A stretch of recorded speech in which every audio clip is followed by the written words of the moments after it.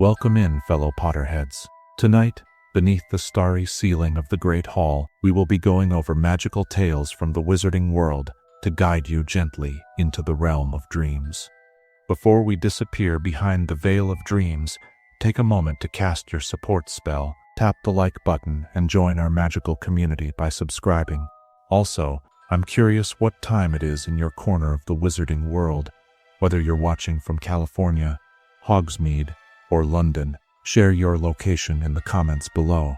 Your participation will be greatly appreciated and helps our magical community grow stronger. Now, the time for incantations has passed. Dim your lights, find your most comfortable position, and prepare to be transported to the world of witchcraft and wizardry as we begin tonight's magical tales. Chapter 1. The Magic of Valley Magical Communities. Long before the Ministry of Magic established its network of hidden villages, long before the International Statute of Secrecy forced wizarding communities into careful concealment, magical folk discovered something profound about the natural formations that cradle our world. Valleys, those gentle depressions carved by ancient waters and shaped by time itself, held secrets that would fundamentally alter how magical communities chose to establish themselves. Imagine yourself standing at the rim of a valley in the Scottish Highlands, where morning mist rises like whispered spells from the glen below. The air here feels different, charged with an energy that seems to pulse with the rhythm of the earth itself. This is no mere geological formation you observe, but a natural amphitheater of magical forces, where the very shape of the land creates conditions that amplify and protect the magic practiced within its embrace. The earliest magical settlers recognized what modern magical theorists now call the containment principle of valley magic. Picture the way sound echoes and amplifies in a valley, how voices carry further and return transformed. Magic behaves similarly in these natural basins, gathering strength from the protective walls of stone and earth that rise on all sides. Spells cast within a valley's embrace seem to resonate more deeply, their effects lingering longer in the sheltered air. You can almost see the first wizarding families as they descended into these hidden places, their children running ahead through meadows carpeted with flowers that bloomed in impossible colors. Here, protected from the harsh winds that swept the higher ground, they discovered they could practice their craft with a freedom unknown in more exposed locations. The valley walls served as natural barriers, not just against the weather, but against the prying eyes of those who might not understand their ways. Consider the famous valley community of Godric's Hollow, nestled in its protective basin in the West Country of England. Though known to history primarily as the birthplace and final home of Harry Potter's parents, this village represents centuries of valley-dwelling wisdom. The way the houses seem to grow naturally from the landscape, their gardens overflowing with both magical and mundane plants, speaks to a deep understanding of how magic and nature interweave more harmoniously in these sheltered places. The magical properties of valleys extend far beyond mere protection and amplification. Water, that most essential element in both magical and mundane life, behaves differently here. Streams that wind through valley floors often carry traces of magic from the higher elevations, creating what magical naturalists call enriched waterways. These magical streams provide not only sustenance but serve as conduits for certain types of spell work, particularly those involving purification and renewal. In the gentle twilight of a valley evening, you might witness the phenomenon that locals call magic pooling. As temperatures cool and the day's magical activities settle, residual magical energy tends to collect in the lowest points of the valley, creating areas of concentrated magical potential. Experienced valley dwellers learn to recognize these pools, often marking them with standing stones or carefully tended gardens to harness their power for community benefit. The plant life in magical valleys displays characteristics found nowhere else in the wizarding world. Shielded from extreme weather and bathed in concentrated magical energy, vegetation grows with an abundance that borders on the miraculous. Herb gardens flourish beyond their normal seasons, producing ingredients for potions and healing remedies that are both more potent and more reliable than those grown in ordinary soil. The famous Hogwarts greenhouses attempt to recreate these conditions, but even Professor Sprout would acknowledge that nothing quite matches the natural magic of a true valley environment. Valley communities developed unique social structures that reflected their geographic blessing, with magic flowing more freely and resources growing more abundantly. These settlements became centers of learning and innovation. The protected environment allowed for experimentation that might have proven dangerous in more exposed locations. Young wizards could practice their spells without fear of accidental exposure to the non-magical world, while their elders worked on increasingly sophisticated magical theory. The architecture of valley communities reflects a deep understanding of magical flow and natural harmony. Houses are positioned to take advantage of the natural magical currents that spiral through the valley floor, while common areas are located at points where multiple streams of magical energy converge. Paths wind organically through the landscape, following lines of magical force rather than the straight efficiency preferred in more urban wizarding settlements. Weather patterns in magical valleys create their own microclimates, often completely independent of surrounding conditions. A valley might enjoy gentle rain while the surrounding hills bask in sunshine, or remain pleasantly warm while frost covers the higher elevations. These localized weather systems result from the interaction between concentrated magical energy and natural atmospheric conditions, creating environments that seem to exist outside normal meteorological rules.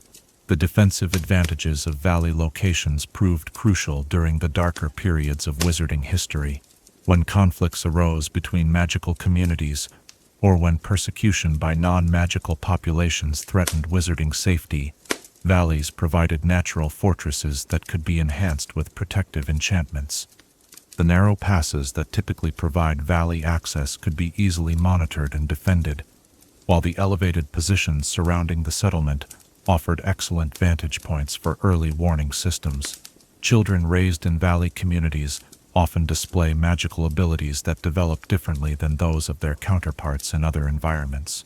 The constant exposure to concentrated magical energy seems to enhance certain types of magical sensitivity, particularly those related to natural magic, herbology, and magical creature communication. These children grow up with an intuitive understanding of magical flow and natural harmony that serves them well throughout their magical education and beyond.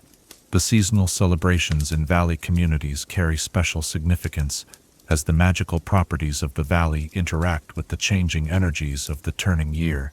Equinoxes and solstices are marked not just with traditional ceremonies, but with spectacular natural displays as the valley's magical field responds to the shifting cosmic energies.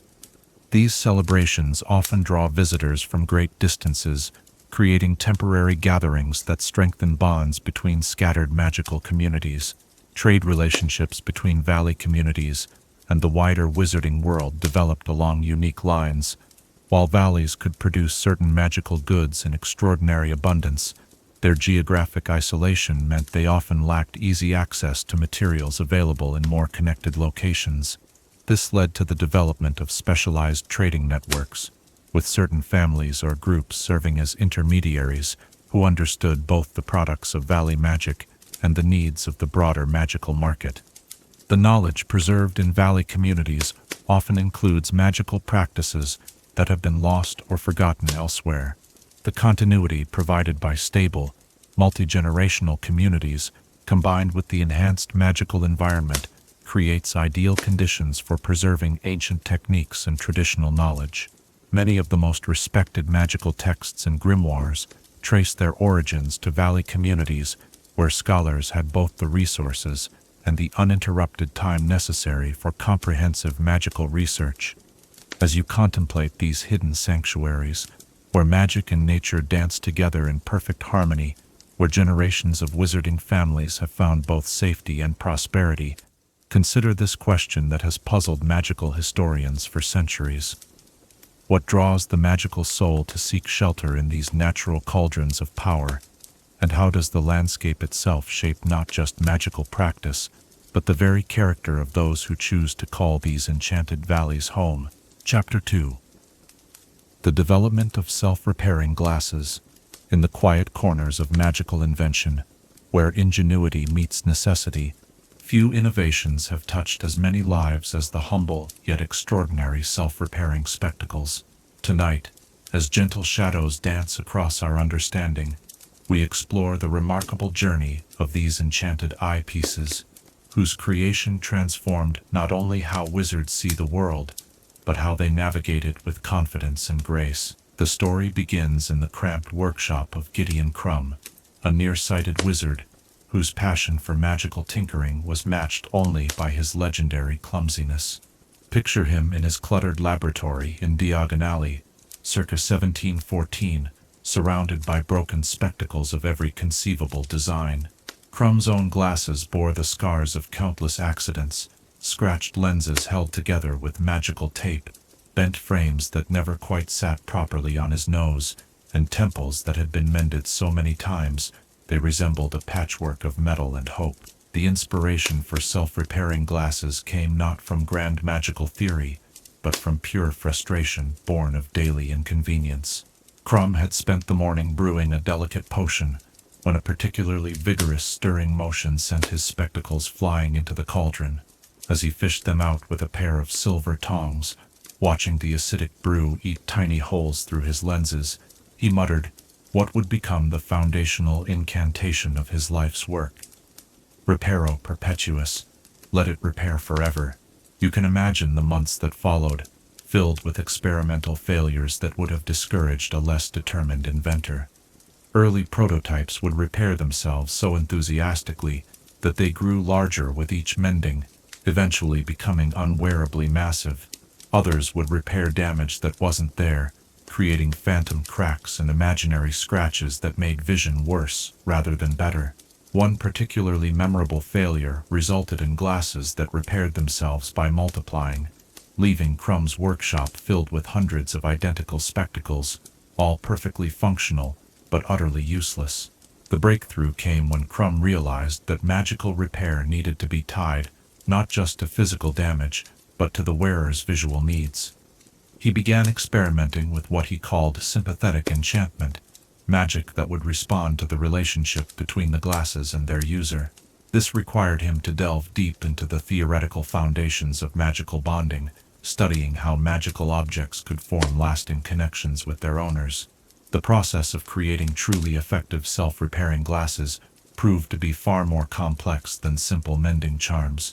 Each pair required individual calibration, a delicate procedure that involved mapping the wearer's unique magical signature and integrating it with the repair enchantments. Crumb developed a technique where the new owner would wear the glasses for 7 consecutive days while they were still warm from the enchanting process, allowing the magic to attune itself to their specific needs and tendencies. Consider the elegant solution Crumb eventually devised for the most challenging aspect of his invention, distinguishing between damage that should be repaired and changes that should be preserved. The glasses needed to understand the difference between a crack caused by impact and a scratch deliberately made for identification, between a bent frame from an accident and an adjustment made for comfort. This required embedding the enchantment with a form of magical memory that could learn and adapt to the wearer's habits and preferences. The first successful pair of self-repairing glasses was completed on a foggy October evening in 1719, after 5 years of relentless experimentation. Crumb placed them carefully on his nose, then deliberately knocked them to the floor of his workshop. As he watched, the twisted frame slowly straightened itself, the cracked lens sealed seamlessly, and the loose screw tightened with a satisfied little click. For the first time in his adult life, Gideon Crumb saw the world through perfect, unmarred lenses. Word of Crumb's invention spread through the wizarding community with remarkable speed, carried by the testimonials of early customers who found themselves freed from the constant worry of damaged eyewear. Witch Weekly featured a glowing review from Bathilda Bagshot, the famous magical historian, who praised how the glasses allowed her to focus on her research without interruption. The Ministry of Magic commissioned a special pair for the head of the Department of Mysteries, whose work with dangerous magical artifacts had previously made conventional spectacles a costly liability. The magical theory underlying self-repairing glasses draws upon several branches of enchantment work, creating what modern magical engineers call a responsive maintenance matrix. The primary repair charm operates continuously at a very low level, constantly monitoring the physical integrity of the glasses and making minor adjustments before problems become noticeable. This preventive approach means that most damage is corrected so quickly that the wearer never realizes it occurred. More sophisticated versions of the enchantment include what Crumb termed predictive repair protocols.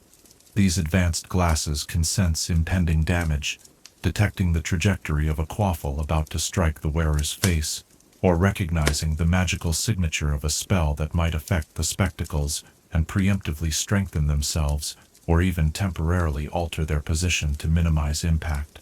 The materials used in self-repairing glasses required careful selection and preparation. The frames needed to be made from metals that could hold enchantments, while remaining flexible enough to adjust their shape when necessary.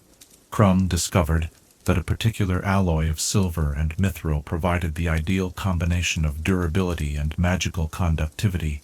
The lenses presented an even greater challenge, requiring crystal that was pure enough to hold complex enchantments while remaining optically perfect. The finest self-repairing glasses use lenses carved from a single piece of enchanted quartz, each one taking months to prepare properly.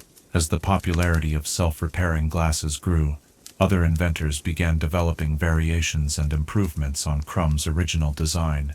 Araminta melliflua created glasses that could adjust their prescription automatically as the wearer's vision changed over time. Cornelius Fudge, before his tenure as Minister for Magic, briefly worked as an optician, developed frames that could change color to match the wearer's robes or mood. The famous Quidditch player, Roderick Plumpton, commissioned a pair that could withstand the intense speeds and impacts of professional-level play, leading to the development of sports-specific magical eyewear. The enchanting process for self-repairing glasses remains one of the most delicate procedures in practical magic. Each pair must be crafted individually, with the enchanter taking into account not only the wearer's visual needs, but their magical strength, lifestyle, and even personality traits. A pair designed for a scholar will emphasize different repair priorities than one created for an auror or a professional Quidditch player. This personalization means that truly excellent self-repairing glasses are still handcrafted by skilled artisans, making them valuable possessions often passed down through families. The economic impact of self-repairing glasses transformed the magical eyewear industry. Traditional spectacle makers found themselves adapting to a new market, where customers expected their glasses to last indefinitely rather than requiring regular replacement. This shift led to a greater emphasis on style and comfort, as durability was no longer a primary concern. It also created a new class of specialist enchanters who focused exclusively on magical eyewear, developing increasingly sophisticated variations for specific needs and preferences. Modern self-repairing glasses incorporate features that Crumb could never have imagined. Some models include built-in magnification charms for detailed work, distance enhancement spells for improved vision at Quidditch matches, and even basic protective enchantments against harmful magical effects. The most advanced versions can interface with other magical devices, providing heads-up displays of information or connecting to magical communication networks. The social impact of reliable, self-maintaining eyewear cannot be understated. For many wizards and witches, the constant worry about damaged or lost glasses had been a significant source of anxiety and limitation. Students at Hogwarts could participate more fully in physical activities, knowing their vision wouldn't be compromised by a broken frame. Elderly wizards found new independence, no longer dependent on others to help with repairs or adjustments. The confidence that comes from reliable vision has ripple effects throughout magical society, enabling greater participation in all aspects of wizarding life. Quality control for self-repairing glasses requires ongoing attention even after the initial enchantment is complete. The magical maintenance matrix needs periodic recalibration, typically performed during routine eye examinations. Skilled magical opticians can adjust the repair parameters as the wearer's needs change, ensuring that the glasses continue to provide optimal service throughout their extended lifespan. The philosophical implications of self-repairing magical objects have been debated in academic circles since Crumb's first successful pair. Some theorists argue that such items represent the ideal harmony between wizard and magical tool, creating partnerships that enhance both parties. Others worry about the dependence that such reliable magical aids might create, suggesting that wizards might lose important problem-solving skills when they no longer need to cope with equipment failures. Export regulations for self-repairing glasses reflect their sophisticated magical nature. The International Confederation of Wizards maintains strict guidelines about which countries can import the technology, recognizing both its beneficial potential and the security risks posed by advanced magical enchantments. Several non-European magical communities have developed their own variations on the basic concept, leading to an interesting diversity of approaches to the same fundamental problem. As you settle into the comfort of knowing that somewhere in the world, countless pairs of magical spectacles are quietly maintaining themselves, adjusting their focus, and ensuring clear vision for their wearers, consider this. What does our relationship with objects that care for themselves reveal about the nature of magical partnership, and how might the trust we place in enchanted items reflect our deeper understanding of magic's role in daily life? Chapter 3. The Ancient Wizarding Villages of Haiti. Beneath the Caribbean sun, where turquoise waters meet volcanic shores and ancient spirits whisper through rustling palms, lie the most enigmatic magical communities of the Western Hemisphere. Tonight, we journey to the hidden wizarding villages of Haiti, where magic flows as naturally as mountain springs, and the boundary between the living world and the realm of spirits grows thin as morning mist. The magical heritage of Haiti stretches back far beyond the arrival of European wizards, rooted in traditions that emerged from the meeting of three powerful magical cultures. The indigenous Taino people brought their deep understanding of natural magic and spirit communication. African wizards, carried to the Caribbean against their will, preserved their ancestral knowledge through generations of hardship. French magical colonists added their structured approach to spellcraft and potion making. From this convergence arose a unique form of magic, unlike anything practiced elsewhere in the wizarding world. Picture yourself approaching the village of Haiti-Lac, hidden in the misty mountains above Port-au-Prince. The settlement appears to shimmer in and out of visibility, protected by powerful concealment charms that draw their strength from the spiritual energy that permeates the island. As you draw closer, the air itself seems to pulse with a rhythm that matches the distant sound of drums, carrying messages between the visible world and the realm of the ancestors. The architecture of Haitian wizarding villages reflects their complex magical heritage. Traditional K-houses rise on stilts not just to avoid flooding, but to allow magical energy to flow freely beneath the living spaces. Walls are painted in colors that serve double duty as both decoration and magical protection. Brilliant blues to ward off negative spirits, warm yellows to encourage prosperity, deep reds to strengthen the life force of those within. Every doorway bears symbols that blend ancient Taino petroglyphs with African spiritual markings and European magical sigils. The heart of each village is the peristyle, a covered courtyard where the community gathers for both social occasions and magical ceremonies. These spaces are consecrated ground where the barriers between worlds grow thin, allowing for communication with spirits who guide and protect the village.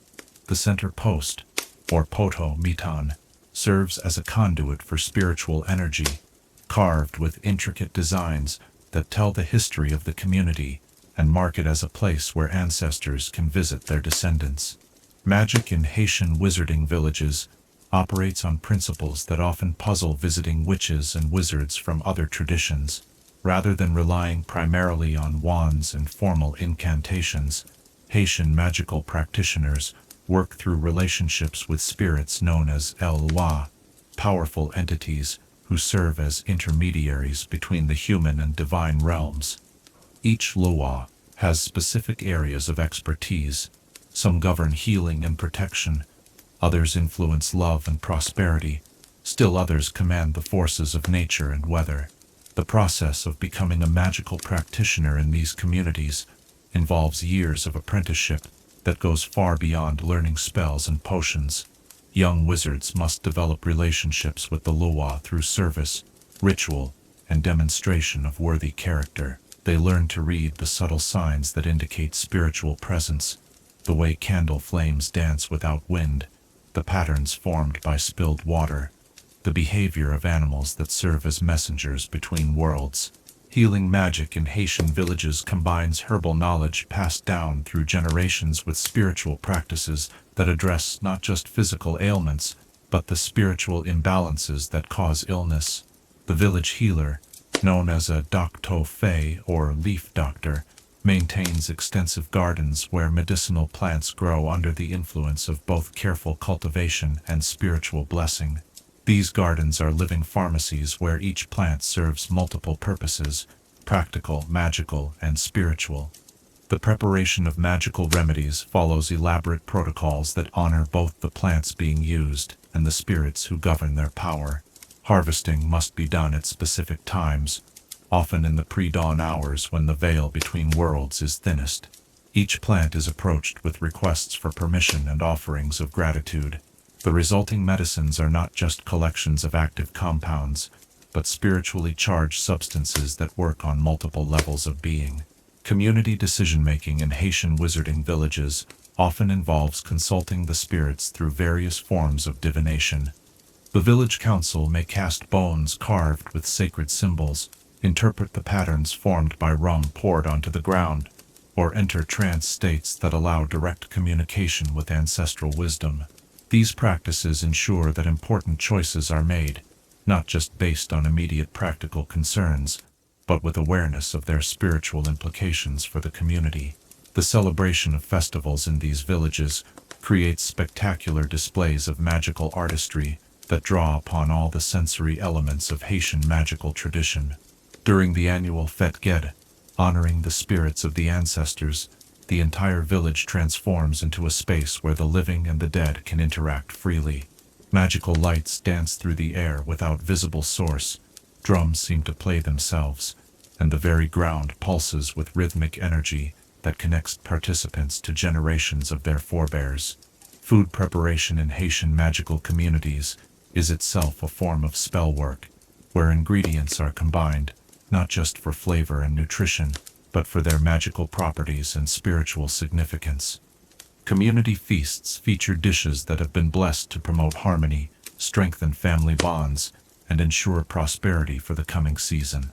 The act of sharing food becomes a magical ritual that reinforces the spiritual connections between community members and their relationship with the land that sustains them. The role of water in Haitian village magic cannot be overstated. Springs, rivers, and even collected rainwater are treated as sacred substances with their own spiritual properties. Different sources of water are used for different magical purposes: spring water for purification, river water for removing obstacles, rainwater for blessing and renewal.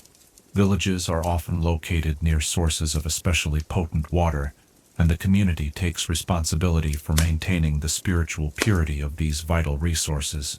Protective magic in Haitian villages operates through layered systems of spiritual defense that guard against both magical and mundane threats. The boundaries of the village are marked with objects that serve as focal points for protective spirits: carved posts, arrangements of stones, plants chosen for their ability to repel negative influences. These guardians work continuously, requiring regular offerings and acknowledgement to maintain their vigilance. Children in Haitian wizarding villages grow up immersed in magical practice from birth, but their education follows patterns quite different from formal magical schooling found elsewhere. They learn through participation in daily life, gradually taking on more responsibility as they demonstrate understanding and ability. By adolescence, they have developed intuitive knowledge of magical principles that serves as the foundation for more advanced study. The preservation of magical knowledge in these communities relies heavily on oral tradition, with master practitioners passing down techniques, stories, and spiritual wisdom through direct teaching relationships. Sacred songs serve as both magical incantations and mnemonic devices, preserving complex information in forms that can be remembered accurately across generations. These songs often contain layers of meaning that reveal themselves gradually as the singer develops greater spiritual understanding.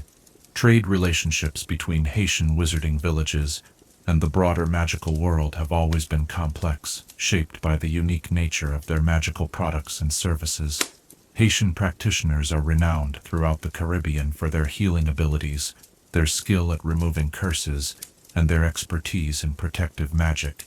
However, their methods often seem mysterious or even unsettling to wizards trained in more conventional traditions.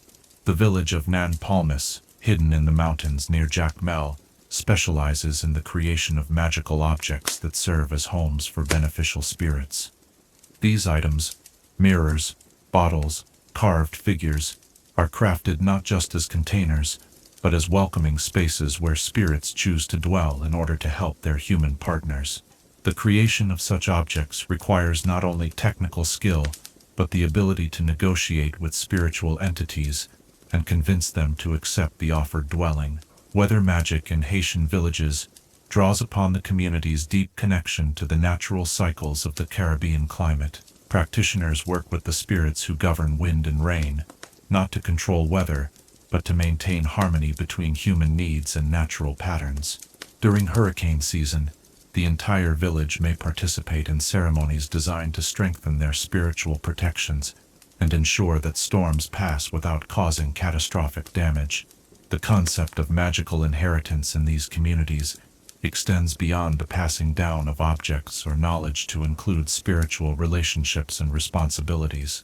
When an elder practitioner dies, their spiritual connections and obligations may be taken up by younger community members who have shown appropriate readiness and calling.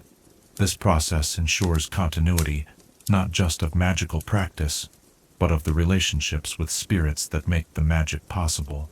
As you contemplate these remarkable communities, where magic flows like water through every aspect of daily life, where ancestors walk among the living and spirits serve as partners in the great work of existence, consider this profound question that touches the very heart of magical practice. How does a community's relationship with the spirit world shape not only their magic, but their understanding of what it means to be truly alive in a world where the seen and unseen dance together in eternal partnership? Chapter 4. The different types of magical certificates.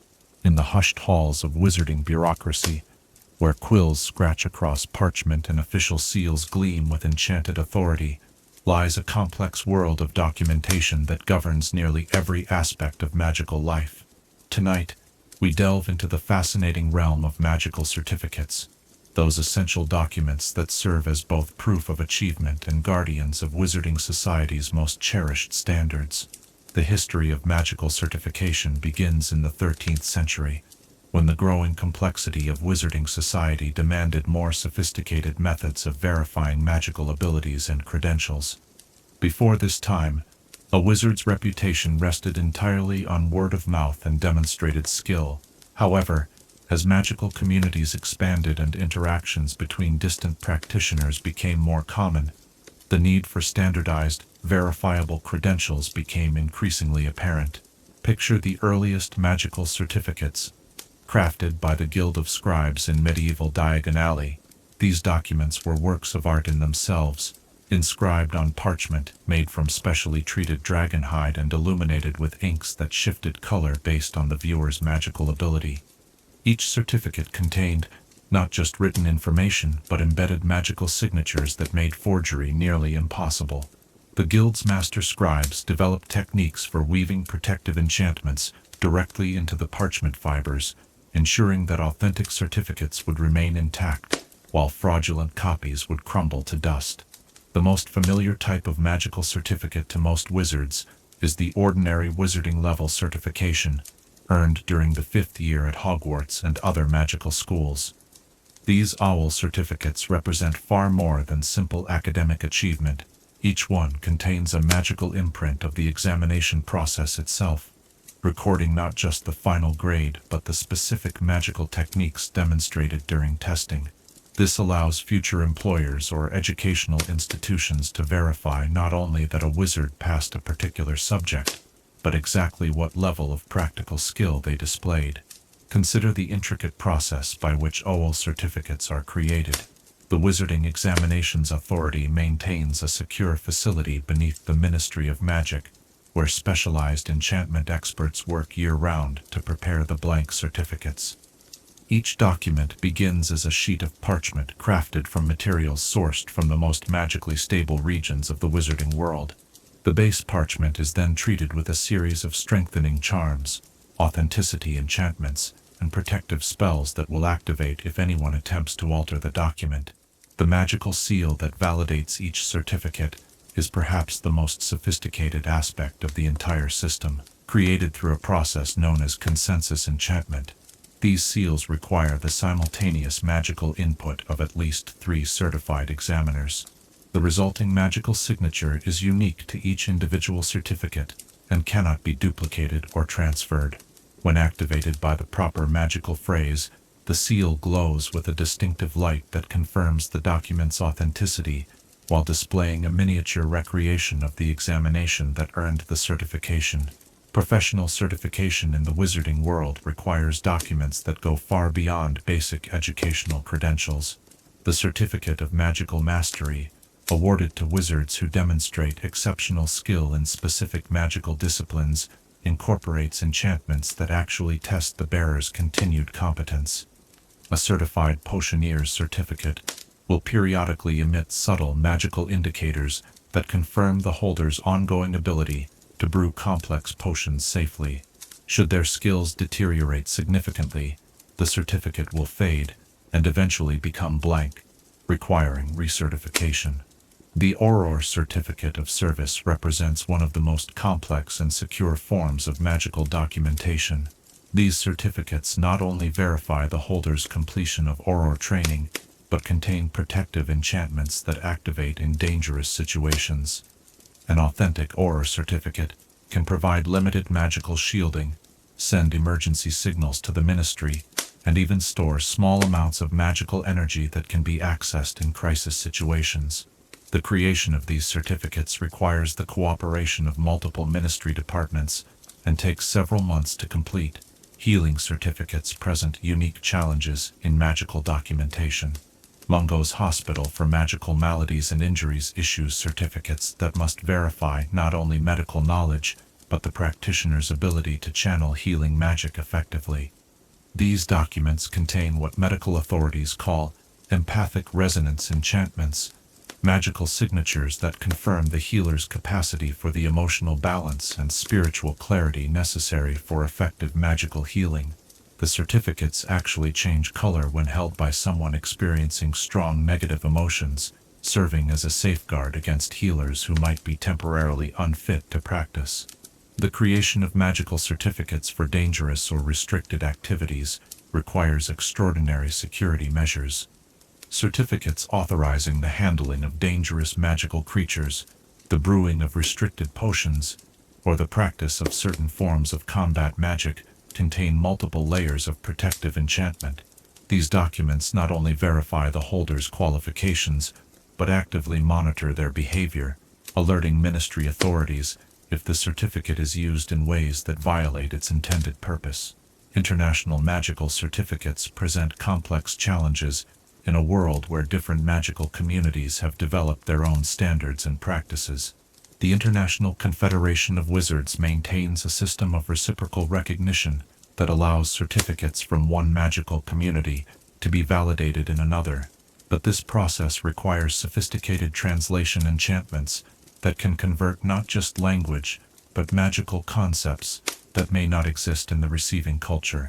The forgery of magical certificates has been a persistent problem throughout wizarding history, leading to increasingly sophisticated countermeasures. Modern certificates incorporate what security experts call layered authenticity protocols, multiple independent systems that must all validate simultaneously for the document to be considered genuine. These might include magical watermarks that only appear under wand light, enchanted inks that respond to specific verification spells, and embedded magical signatures that can be confirmed through connection to central registries. Specialty certificates serve niche areas of magical practice that require unique forms of validation. The Certificate of Magical Creature Communication, for instance, must verify not just theoretical knowledge, but the practitioner's actual ability to establish empathic connections with non-human magical entities. The testing process for such certificates often involves practical demonstrations with actual creatures, and the resulting documents contain magical traces from the animals involved in the certification process. The storage and preservation of magical certificates requires specialized techniques that go beyond simple physical protection. The Ministry of Magic maintains vast archives where copies of all issued certificates are stored in magically stasis fields that prevent deterioration over time. These archives serve not only as backups in case original certificates are lost or destroyed, but as historical records that allow researchers to track the development of magical education and professional standards over centuries. Quality control in magical certification involves continuous monitoring and periodic recertification to ensure that standards remain consistent and meaningful.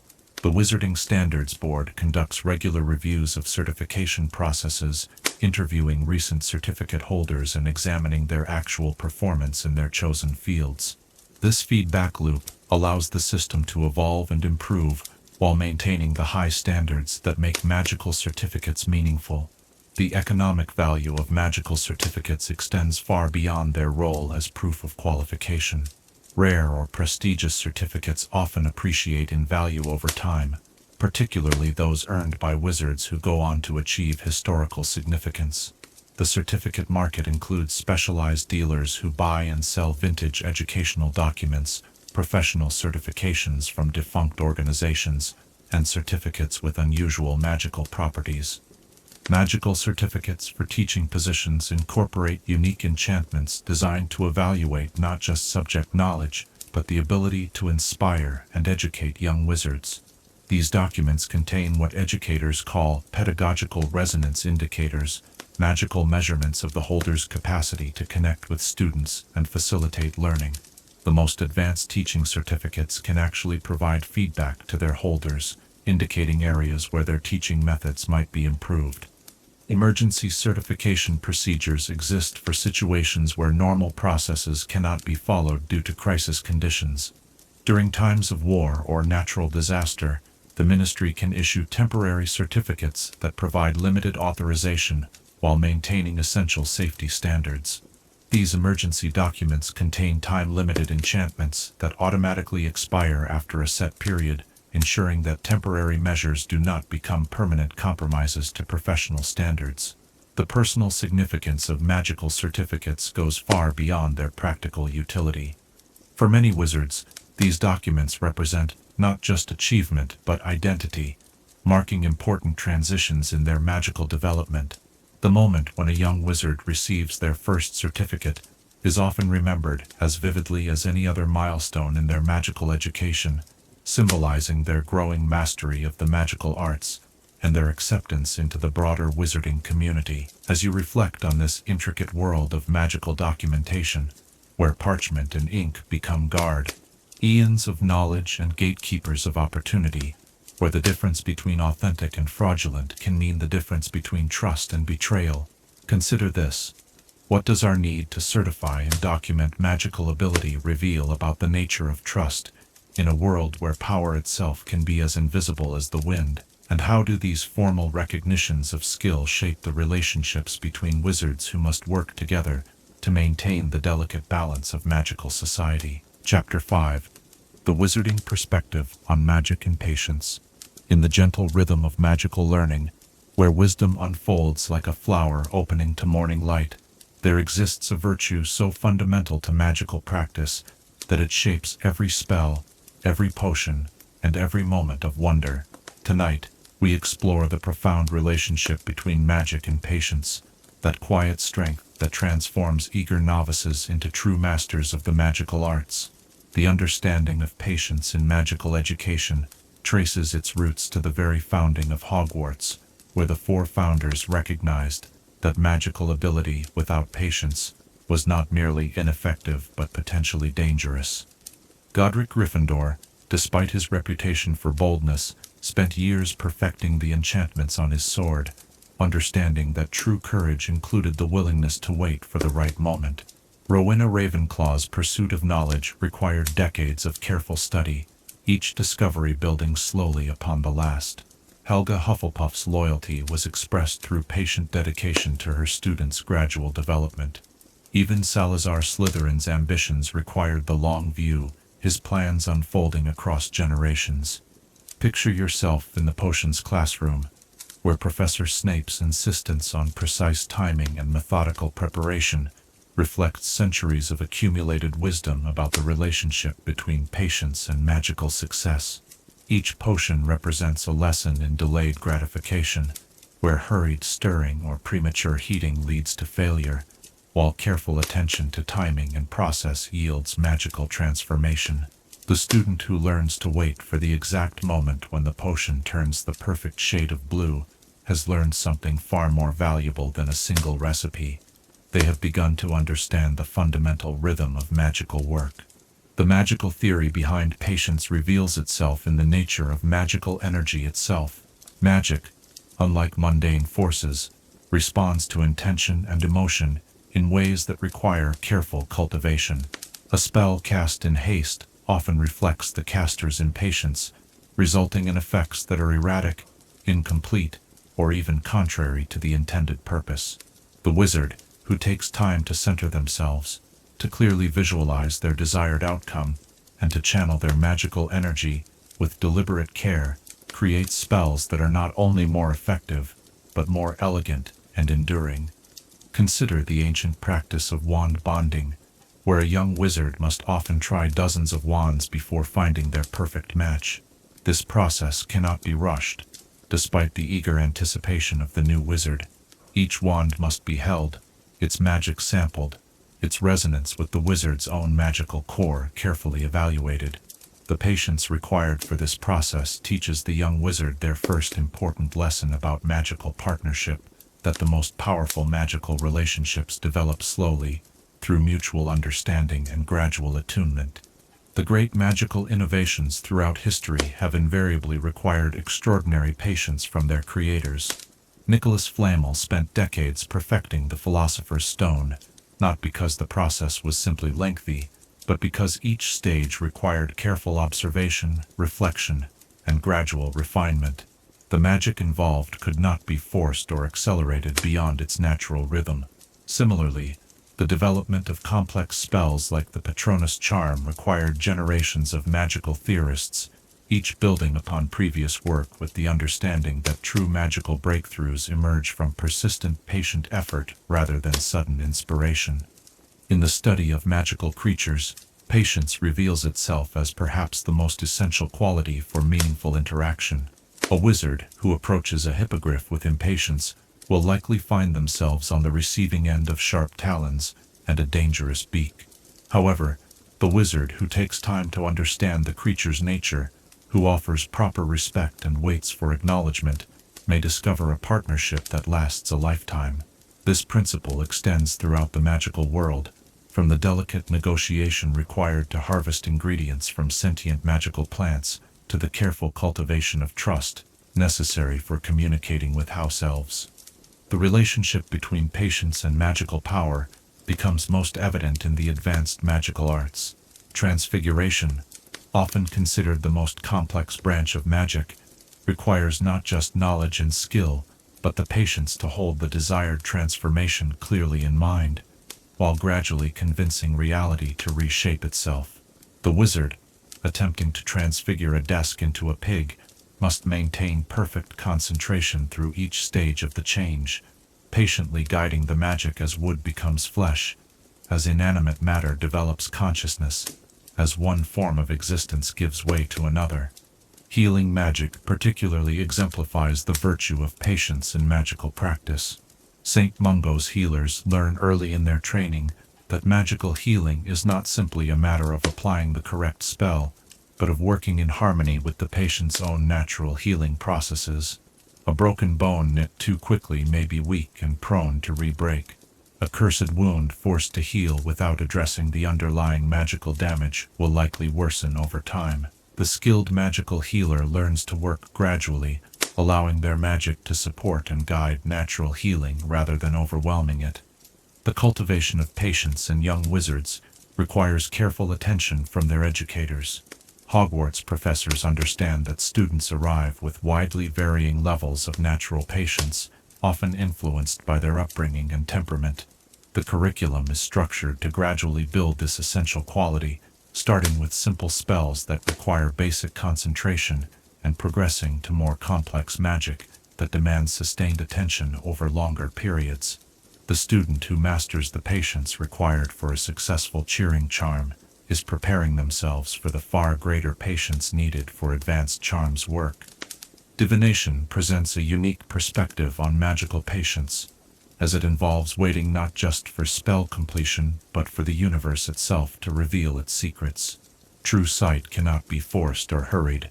It emerges when the seer has achieved the proper state of receptive patience. Professor Trelawney's eccentric teaching methods often frustrate students who expect immediate results, but they reflect an understanding that prophetic ability develops only in those willing to wait for visions to come in their own time. The dark arts offer a troubling counterpoint to the patient practice of beneficial magic. Dark wizards often seek shortcuts that promise immediate power, without the slow development that characterizes ethical magical practice. This impatience frequently leads to magic that is unstable, corrupting, and ultimately self-destructive. The Horcrux, perhaps the darkest magical creation, represents the ultimate rejection of patience, an attempt to cheat death itself, rather than accepting the natural cycle of life that requires all living things to eventually let go. Ancient magical traditions from around the world consistently emphasize patience as a fundamental virtue. The magical practices of Tibet involve meditation techniques that may take decades to master, but that provide access to forms of magic unknown in the Western world. African magical traditions include apprenticeships that span many years, during which young wizards gradually absorb not just knowledge, but wisdom about the proper use of magical power. These traditions recognize that magical ability without patience and wisdom can be dangerous both to the practitioner and to their community. The role of patience in magical research cannot be overstated. The great magical libraries of the world are filled with the patient work of scholars who spent lifetimes investigating single questions about magical theory or practice. The systematic classification of magical creatures undertaken by Newt Scamander required decades of careful observation and documentation. Each entry in his compendium represents countless hours of patient study, watching creatures in their natural habitats, learning their behaviors and needs without disrupting their natural patterns. Wandless magic, practiced by many adult wizards as a sign of magical maturity, requires perhaps the greatest patience of all magical disciplines. Without the focusing power of a wand, the wizard must learn to channel their magical energy through pure will and concentration. This process cannot be rushed or forced. It develops gradually as the wizard's understanding of their own magical core deepens, and their ability to maintain sustained concentration improves. The patience required for wandless magic often takes years to develop, but the resulting magical ability is remarkably flexible and personal. The seasonal nature of many magical practices reflects the deep connection between patience and natural cycles. Herbologists know that magical plants cannot be hurried. Each species has its own timing for planting, growth, and harvest that must be respected for optimal magical potency. The lunar cycles that influence potion making require wizards to plan their work around celestial timing rather than their own convenience. These natural rhythms teach magical practitioners to align their work with larger patterns, rather than forcing magic to conform to human schedules. In the realm of magical artifact creation, patience becomes a form of reverence for the craft itself. Master wand makers spend years selecting and preparing their materials, allowing wood to age and magical cores to stabilize before attempting to combine them. The creation of a truly exceptional wand cannot be rushed. Each step must be completed with careful attention to detail and deep respect for the materials being used. This patient approach results in wands that serve their owners faithfully for decades, their magic growing stronger and more attuned over time. The training of magical creatures for various purposes, whether as companions, guardians, or working partners, requires enormous patience from their human handlers. A dragon cannot be forced to cooperate through magic or coercion. Trust must be built gradually through consistent, respectful interaction. The bond between a wizard and their magical creature companion develops over months or years of patient relationship building, resulting in partnerships that are both more effective and more rewarding than any temporary magical compulsion could achieve. As you contemplate this essential virtue that flows through every aspect of magical life like a gentle stream, nourishing all it touches, consider this profound question. In a world where magic offers the possibility of instant transformation and immediate solutions, what does the persistent emphasis on patience reveal about the true nature of wisdom? And how might our willingness to wait and work gradually toward our goals reflect our deepest understanding of what it means to live in harmony with the magical forces that surround us? Chapter 6. The Magic of Ancient Montenegro. Among the rugged peaks of the Dinaric Alps, where ancient stones hold memories of forgotten kingdoms and eagles soar above mist-shrouded valleys, lies a magical heritage as dramatic and enduring as the landscape itself. Tonight, we venture into the mystical realm of Montenegro's wizarding traditions, where magic flows as fierce and beautiful as the mountain streams that carved these timeless gorges. The magical history of Montenegro begins with the Illyrian wizards, mysterious practitioners whose understanding of stone magic and mountain lore predates written history. These ancient magicians recognized the unique properties of Montenegro's geological formations, where limestone peaks rise like natural monuments to magical power.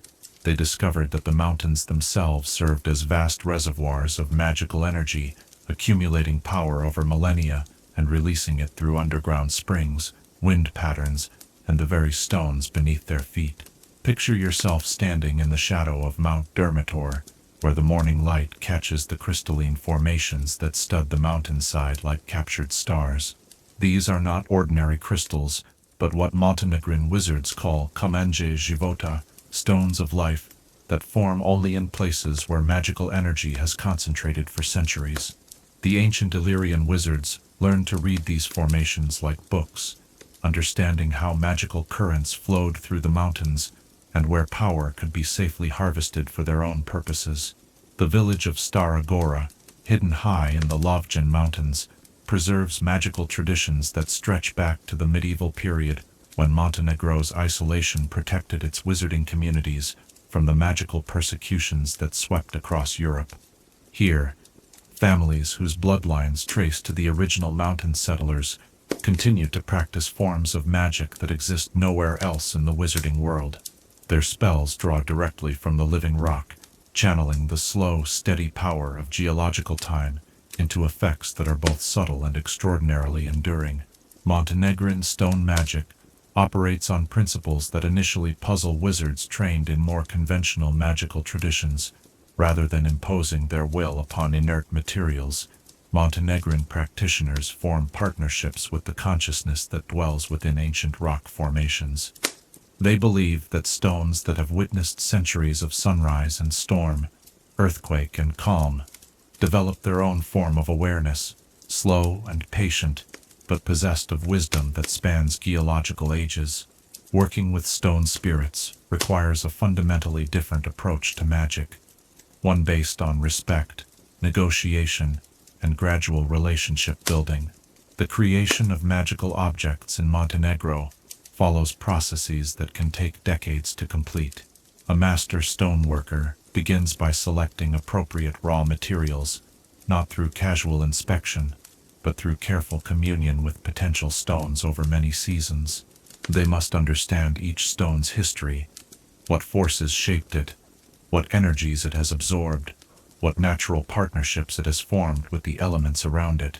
Only when this understanding is complete can the actual crafting begin, a process that proceeds at the stone's own pace, rather than the wizard's convenience. Consider the legendary Montenegrin magical shields, created by embedding protective enchantments directly into specially prepared stone tablets. These shields do not simply deflect magical attacks. They absorb hostile magic and gradually transform it into beneficial energy that strengthens the bearer over time. The creation of such a shield requires the cooperation of the stone itself, as the protective enchantments must be woven into the material's crystalline structure, rather than simply imposed upon its surface. Master shield makers often spend years in communion with a single stone before beginning the actual enchantment process. The mountain winds of Montenegro carry their own magical properties, influenced by their passage over the peaks and through the valleys where magical energy accumulates. Montenegrin wind speakers learn to read these aerial currents like flowing texts, understanding how different wind patterns carry different types of magical information. A wind that has passed over the sacred peaks brings messages from the ancestral spirits. Breezes that emerge from deep mountain caves carry the wisdom of the underground waters. Storms that build over the highest summits bring the raw power of elemental forces that can be channeled for weather magic. The traditional Montenegrin magical dwelling reflects the deep integration of natural and constructed magic that characterizes this mountain culture. These stone houses are not simply built, they are grown through a process that involves gradually shaping natural rock formations into living spaces. The walls themselves become part of the home's magical defenses, their stone spirits serving as guardians that can sense approaching danger and alert the inhabitants. Windows are positioned to channel beneficial magical currents while excluding harmful influences, and doors are carved with symbols that allow entry only to those with proper intentions. Montenegrin magical gardens represent perhaps the most sophisticated integration of stone and plant magic found anywhere in the wizarding world. These terraced plots are carved directly into the mountainside, each level designed to capture and channel magical energy in specific ways. The stone retaining walls are not mere barriers but active participants in the growing process, their embedded crystals providing different types of magical nourishment to the plants they support. Herbs grown in these gardens possess extraordinary potency, their magical properties enhanced by their direct connection to the mountain's power. The healing traditions of Montenegro draw upon the unique properties of the region's numerous thermal springs, where mineral-rich waters emerge from deep within the earth, already charged with beneficial magical energy. Montenegrin healers understand that each spring possesses its own personality and specialization. Some excel at healing physical injuries, others address magical ailments, still others focus on spiritual restoration. The art of spring healing involves not just directing patients to appropriate waters, but negotiating with the spring spirits to ensure that the healing energy is properly focused and applied.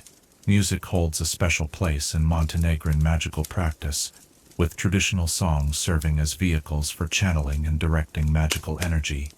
The epic poems known as Charobne Pjesmi are more than entertainment. They are sophisticated magical formulas that use rhythm, rhyme, and tonal patterns to resonate with natural magical frequencies. Skilled practitioners can use these musical spells to influence weather patterns, communicate across great distances, or even temporarily enhance their own magical abilities. The tradition requires not just musical skill, but deep understanding of how sound interacts with the natural magical fields that permeate the mountains.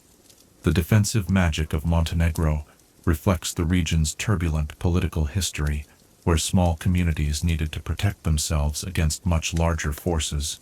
Montenegrin wizards developed techniques for extending personal magical defenses to cover entire villages, creating communal shields that drew their power from the collective will and shared heritage of the community. These large-scale protective enchantments are anchored in sacred sites, ancient stone circles, revered peaks or springs with particular spiritual significance that serve as focal points for the community's magical energy.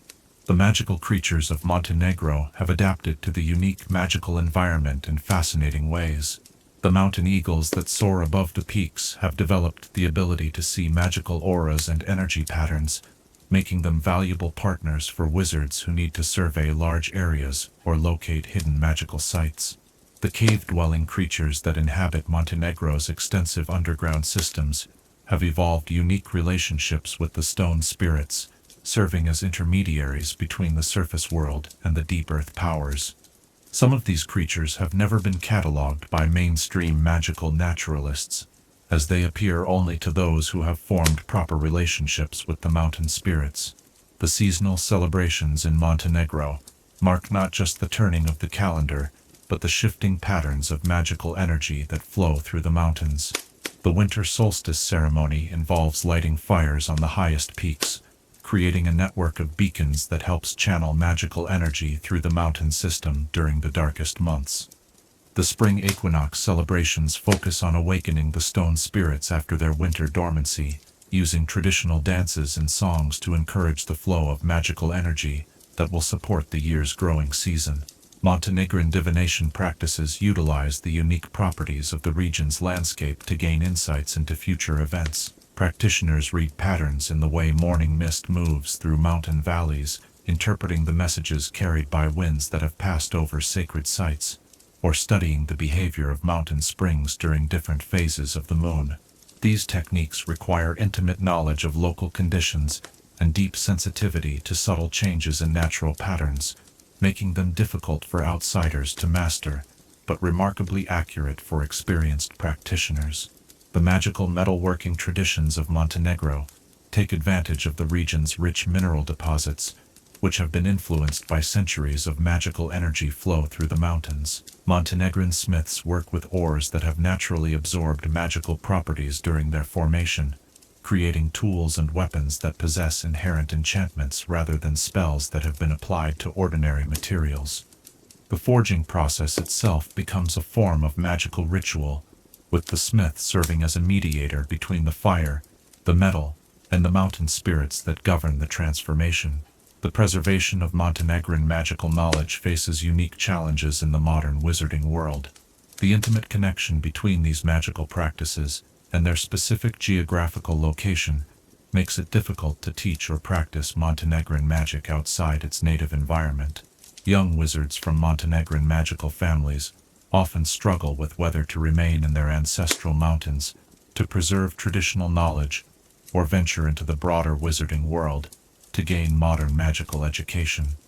This tension between tradition and progress creates ongoing debates within the community about how to maintain their unique magical heritage while remaining connected to global wizarding culture. Trade relationships between Montenegro's magical communities and the outside world have always been limited by the specialized nature of their magical products. Montenegrin magical items, stone talismans, wind-touched crystals, spring-blessed waters, often lose their potency when removed from their native environment for extended periods. This has led to the development of unique trading relationships where Montenegrin wizards provide their services and knowledge rather than exportable goods, traveling to other magical communities to perform specific types of magical work that require their specialized skills. As you envision these proud mountain wizards, their magic as enduring and majestic as the peaks they call home, their traditions flowing like ancient rivers through generations of careful preservation, consider this quest on that touches the very heart of magical identity. How does the land itself shape not just the magic we practice, but the very essence of who we become as magical beings? And what wisdom might we gain from those who have learned to listen to the slow, patient voice of the eternal mountains? Chapter 7. The Historical Evolution of Magical Patience. Through the flowing centuries of magical history, where wisdom accumulates like sediment in a peaceful riverbed, the understanding of patience as a magical virtue has undergone transformations as subtle and profound as the changing seasons. Tonight, we trace the gentle current of this evolution, following how different eras of magical practice have shaped and refined the role of patience in the wizarding world. In the earliest days of recorded magical history, patience was not so much a conscious virtue as a practical necessity born from the limitations of primitive magical techniques. Ancient wizards working without the refined tools and systematic knowledge that modern practitioners take for granted found that their magic required extensive preparation, careful timing, and repeated attempts to achieve desired results.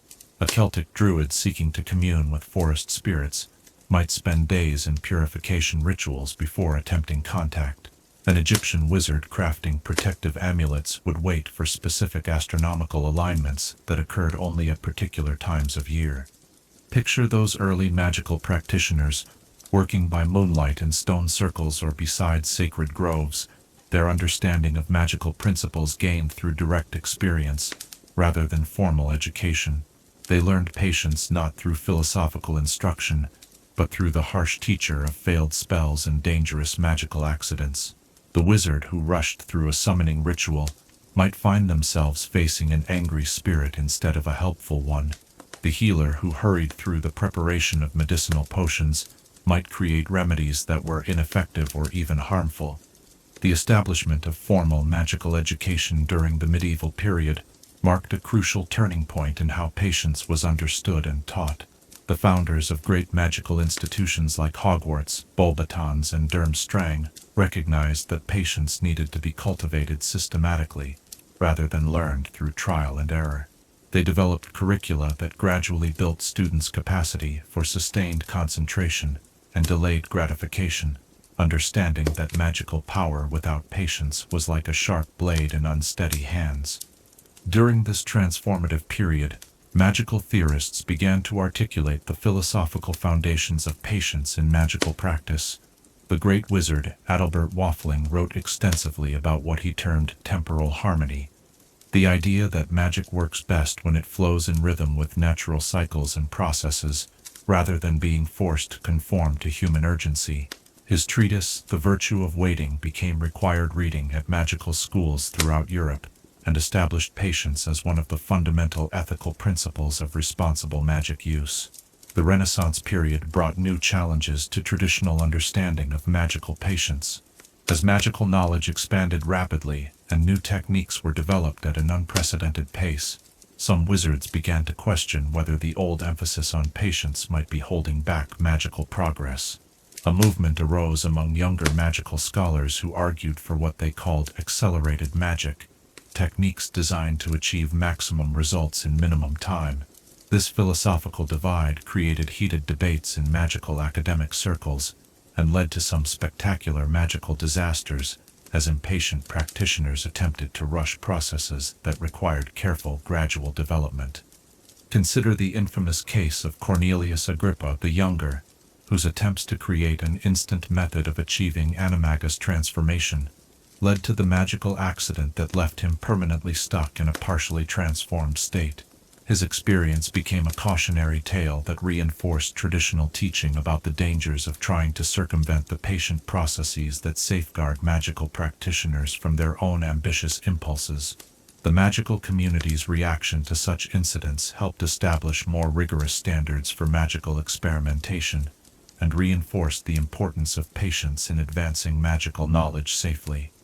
The Enlightenment period brought systematic scientific thinking to magical practice, resulting in more sophisticated understanding of why patience is essential to effective magic. Magical researchers began to identify the specific mechanisms through which rushed or impatient magic tends to fail. They discovered that magical energy has natural rhythms and flow patterns that must be respected for optimal results. Attempts to force magic to work faster than its natural pace often create what they termed magical turbulence, chaotic energy patterns that make spells unpredictable and potentially dangerous. The Industrial Revolution presented new challenges to magical patience as the non-magical world increasingly emphasized speed, efficiency, and immediate results. Some wizards began to feel pressure to demonstrate that magic could compete with Muggle technology in terms of rapid problem solving. This led to the development of what magical historians call utilitarian magic, spell work focused on achieving practical results as quickly as possible, rather than maintaining the careful, respectful relationship with magical forces that traditional practice emphasized. However, the late 19th and early 20th centuries also saw a counter-movement that sought to preserve and deepen traditional understanding of magical patience. Influential magical philosophers like Bathilda Bagshot and Adalbert Waffling's intellectual successors argued that the increasing pace of modern life made patience more important than ever. They contended that magic offered wizards the opportunity to maintain connection with slower, deeper rhythms that were being lost in the rush toward modernization. The two world wars had a profound impact on magical attitudes toward patience. The urgent demands of wartime magic, healing battle injuries, protecting civilians, supporting the war effort, seemed to require rapid action rather than patient deliberation. Many magical practitioners found themselves forced to work under extreme time pressure, developing techniques for maintaining magical effectiveness, even when circumstances prevented the usual careful preparation and gradual approach. Yet the post-war period brought renewed appreciation for patience, as war-weary wizards recognized the importance of taking time to heal, both individually and as a magical community. The magical therapy movement that emerged in the 1950s emphasized the healing power of patient, gentle magical work that supported natural recovery processes, rather than forcing rapid but potentially incomplete healing. This approach influenced magical medicine, magical education, and even magical governance, as institutions sought to rebuild with greater attention to long-term stability and well-being. The modern era has brought new technological challenges to traditional magical patience. The development of rapid communication systems, instant transportation methods, and increasingly powerful magical tools has created expectations for immediate results that can conflict with the patient approach that characterizes the most effective magical practice. Young wizards growing up with flu powder, portkeys, and magical communication devices sometimes struggle to understand why certain types of magic cannot be similarly accelerated. Contemporary magical education has evolved to address these challenges by explicitly teaching patience as both a practical skill and a philosophical principle. Modern magical curricula include specific courses on what educators call temporal awareness, understanding how different types of magic require different paces, and learning to match one's approach to the natural rhythms of the magical work being undertaken. Students learn to recognize when speed is appropriate and when patience is essential, developing judgment that allows them to navigate effectively in both urgent and non-urgent magical situations. The globalization of magical culture has brought together traditions with very different approaches to patience in magical practice. Western magical education's emphasis on systematic, gradual development has encountered Eastern magical traditions that emphasize meditation and long-term cultivation of magical awareness, African magical practices that integrate magic with seasonal and generational cycles, and indigenous traditions that view magic as part of extended relationship building with natural and spiritual forces. This cross-cultural exchange has enriched understanding of how patience manifests differently across various magical traditions while maintaining its fundamental importance. Research in magical psychology has provided new insights into the neurological and spiritual mechanisms through which patience enhances magical ability. Modern magical researchers have identified specific brain patterns associated with patient magical practice and discovered that sustained, gradual magical work creates neural pathways that enhance overall magical sensitivity and control.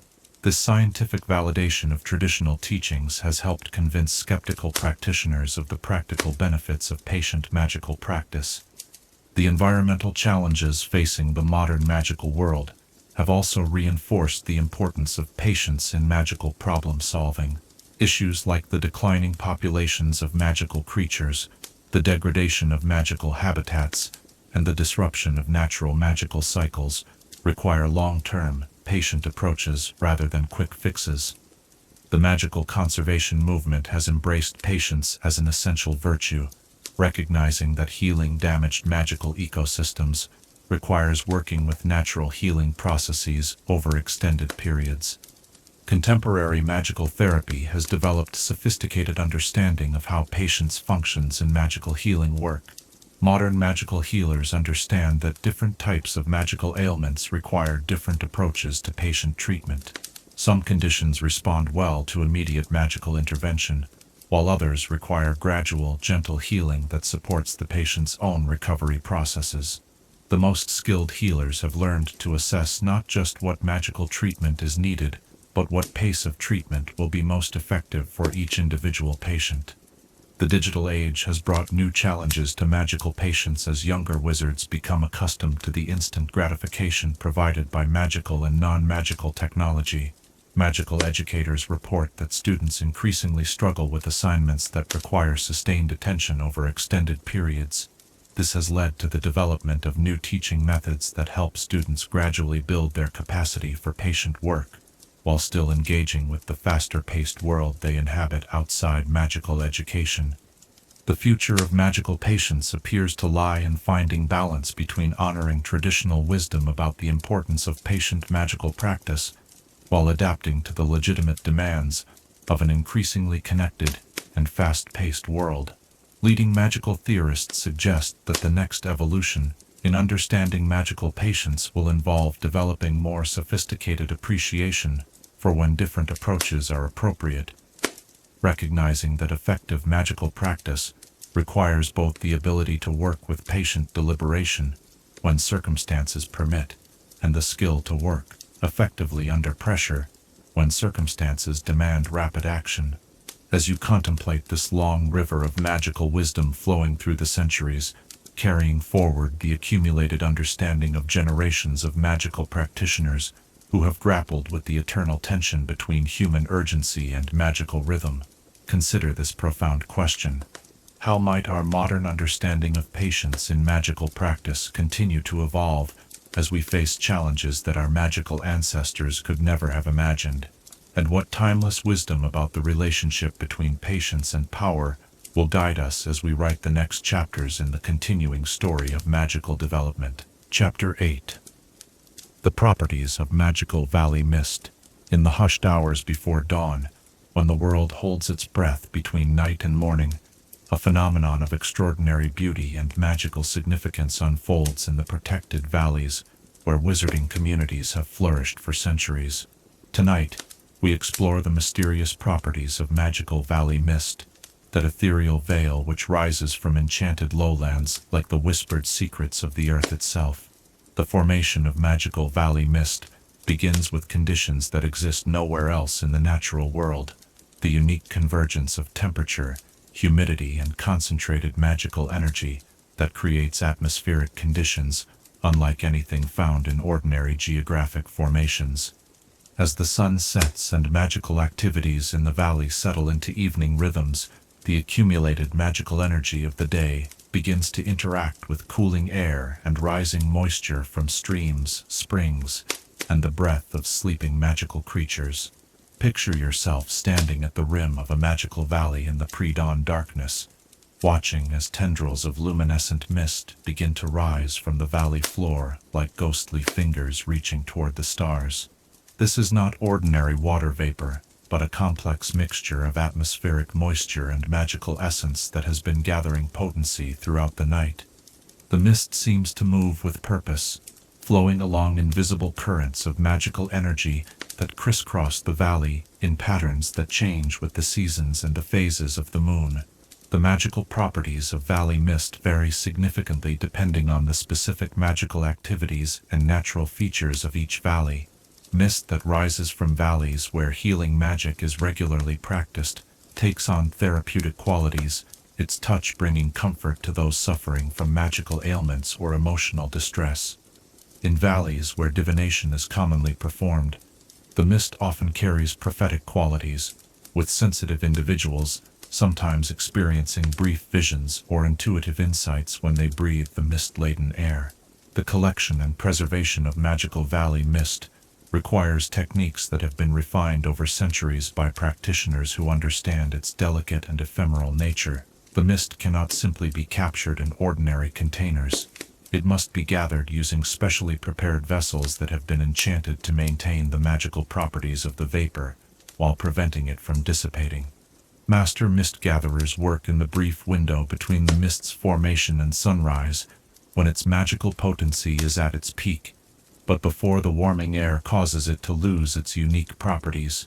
Consider the intricate process by which skilled magical naturalists harvest valley mist for use in potion making and spell work. They must work with tools made from materials that resonate with atmospheric magic, silver nets woven with unicorn hair, crystal vessels carved from stones that have absorbed moonlight for decades, and collection spells that gently coax the mist into contained forms without disrupting its magical structure. The work requires not just technical skill but intuitive understanding of the mist's moods and preferences, as valley mist that feels coerced or rushed will lose its magical properties and become ordinary water vapor. The use of magical valley mist in potion making has created some of the most potent and subtle magical remedies known to wizarding medicine.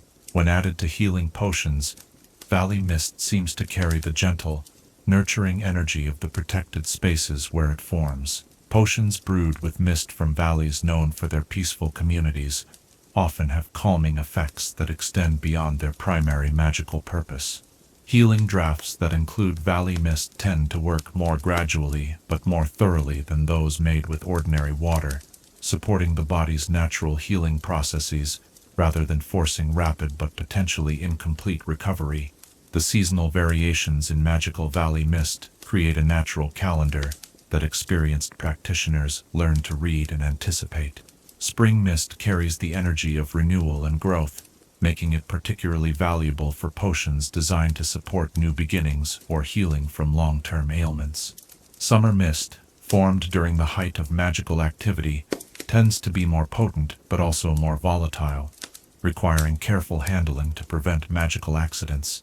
Autumn mist has preservative qualities that make it excellent for extending the shelf life of magical preparations, while winter mist possesses crystalline clarity that enhances divination and truth-seeking spells. The interaction between magical valley mist and the creatures that inhabit these protected spaces creates fascinating ecological relationships that magical naturalists are still working to understand fully. Many magical creatures seem to benefit from regular exposure to the mist, with some species showing enhanced magical abilities during periods when mist formation is particularly active. Unicorns have been observed deliberately seeking out areas where mist is forming, apparently using the magical vapors to cleanse and strengthen their natural purifying abilities. Weather magic in valley communities often focuses on encouraging the formation of beneficial mist while preventing atmospheric conditions that might create harmful or unpredictable varieties. Skilled weather workers understand that magical mist formation is a delicate process that can be disrupted by sudden temperature changes, strong winds, or excessive magical activity in the valley during the crucial formation hours. They work to maintain the subtle balance of conditions that allows the mist to form naturally while carrying the optimal concentration of beneficial magical properties. The study of magical valley mist has revealed important insights into the nature of magical energy itself. Researchers have discovered that the mist serves as a visible manifestation of normally invisible magical currents, its movement patterns revealing how magical energy flows through the landscape. By studying mist formation and movement, magical theorists have gained new understanding of how magical fields interact with natural features like streams, rock formations, and vegetation patterns. Divination using magical valley mist represents one of the most ancient and respected forms of prophetic magic.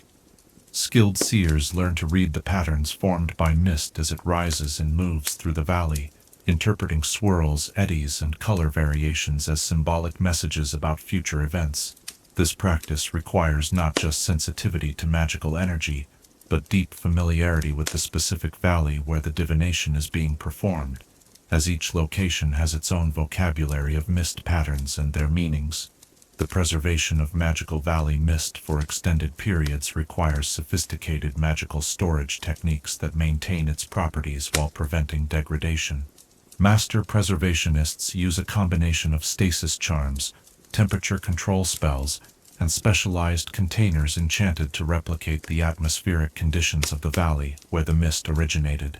Properly preserved valley mist can maintain its magical properties for months or even years, making it a valuable trade commodity between magical communities in different regions.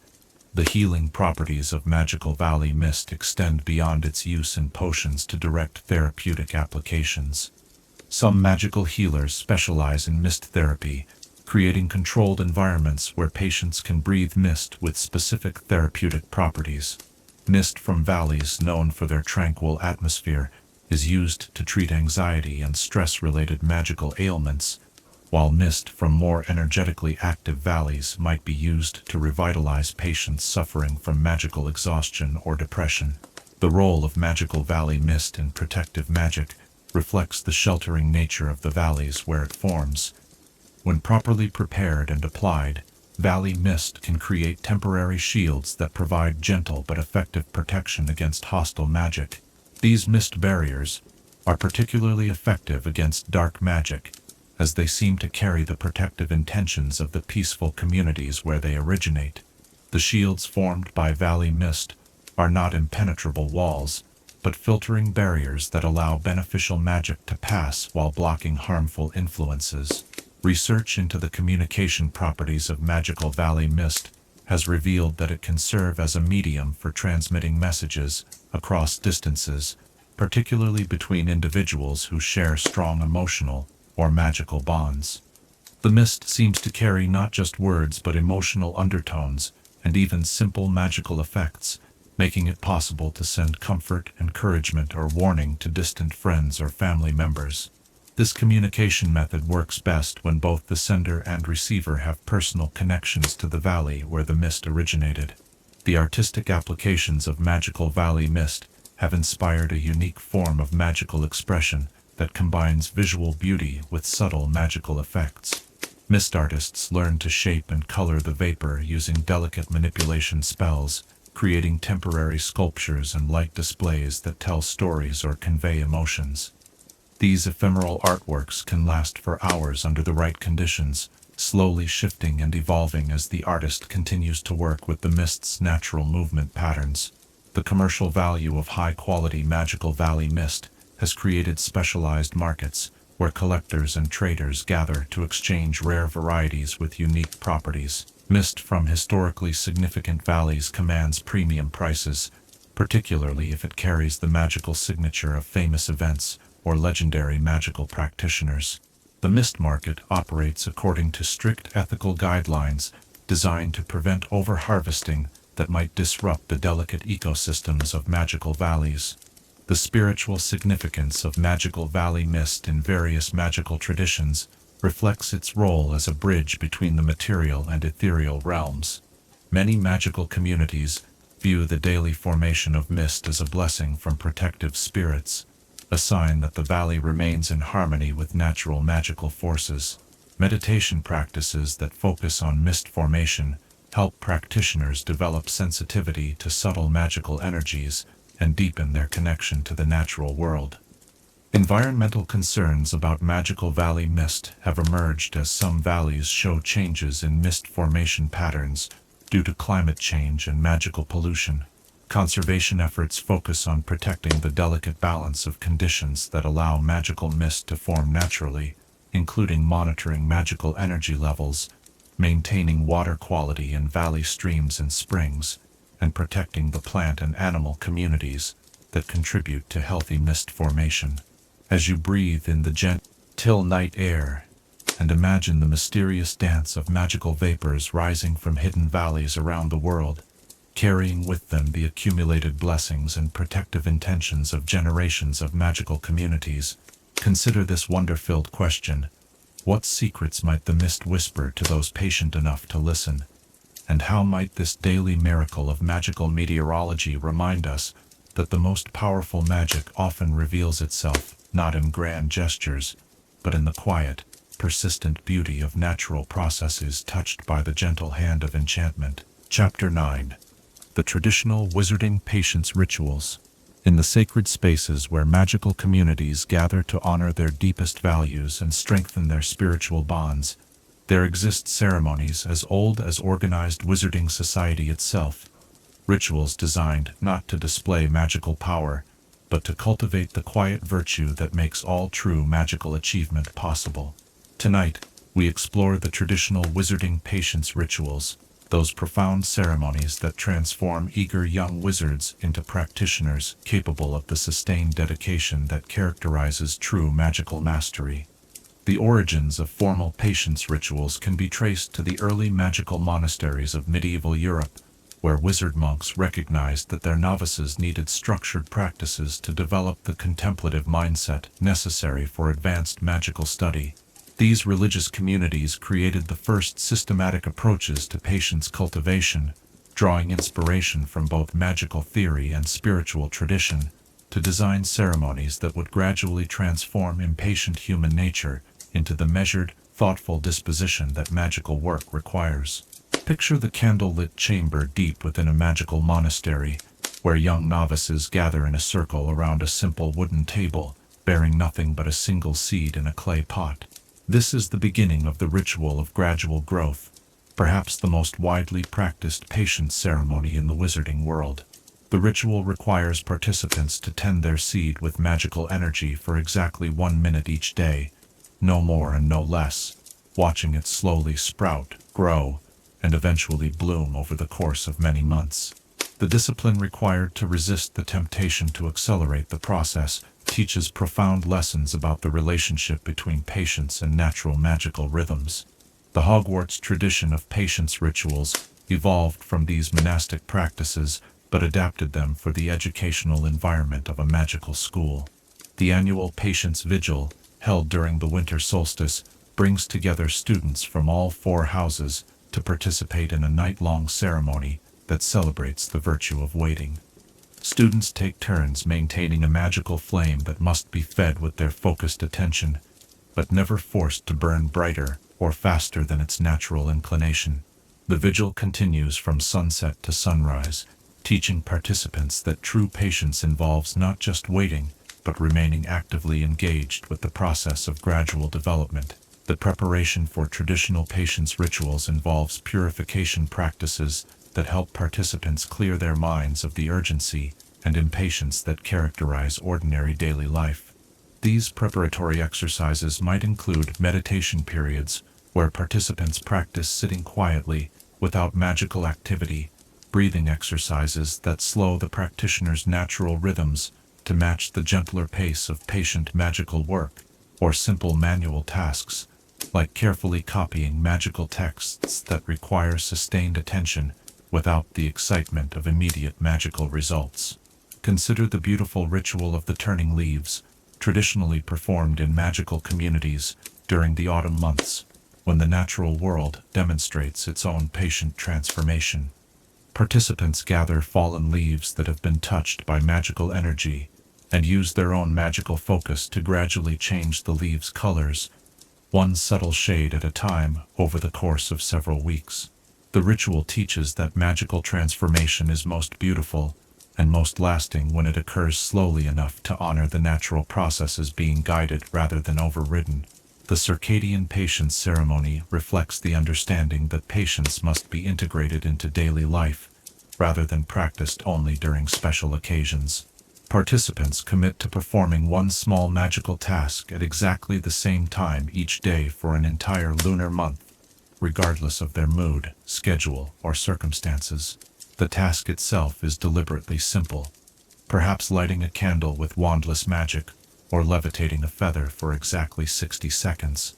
But the consistency required over time builds the deep patience that characterizes mature magical practice. Family traditions of patience rituals often center around the passing of magical knowledge from one generation to the next, with ceremonies designed to slow down the natural eagerness of young wizards to master advanced magic before they have properly absorbed fundamental principles.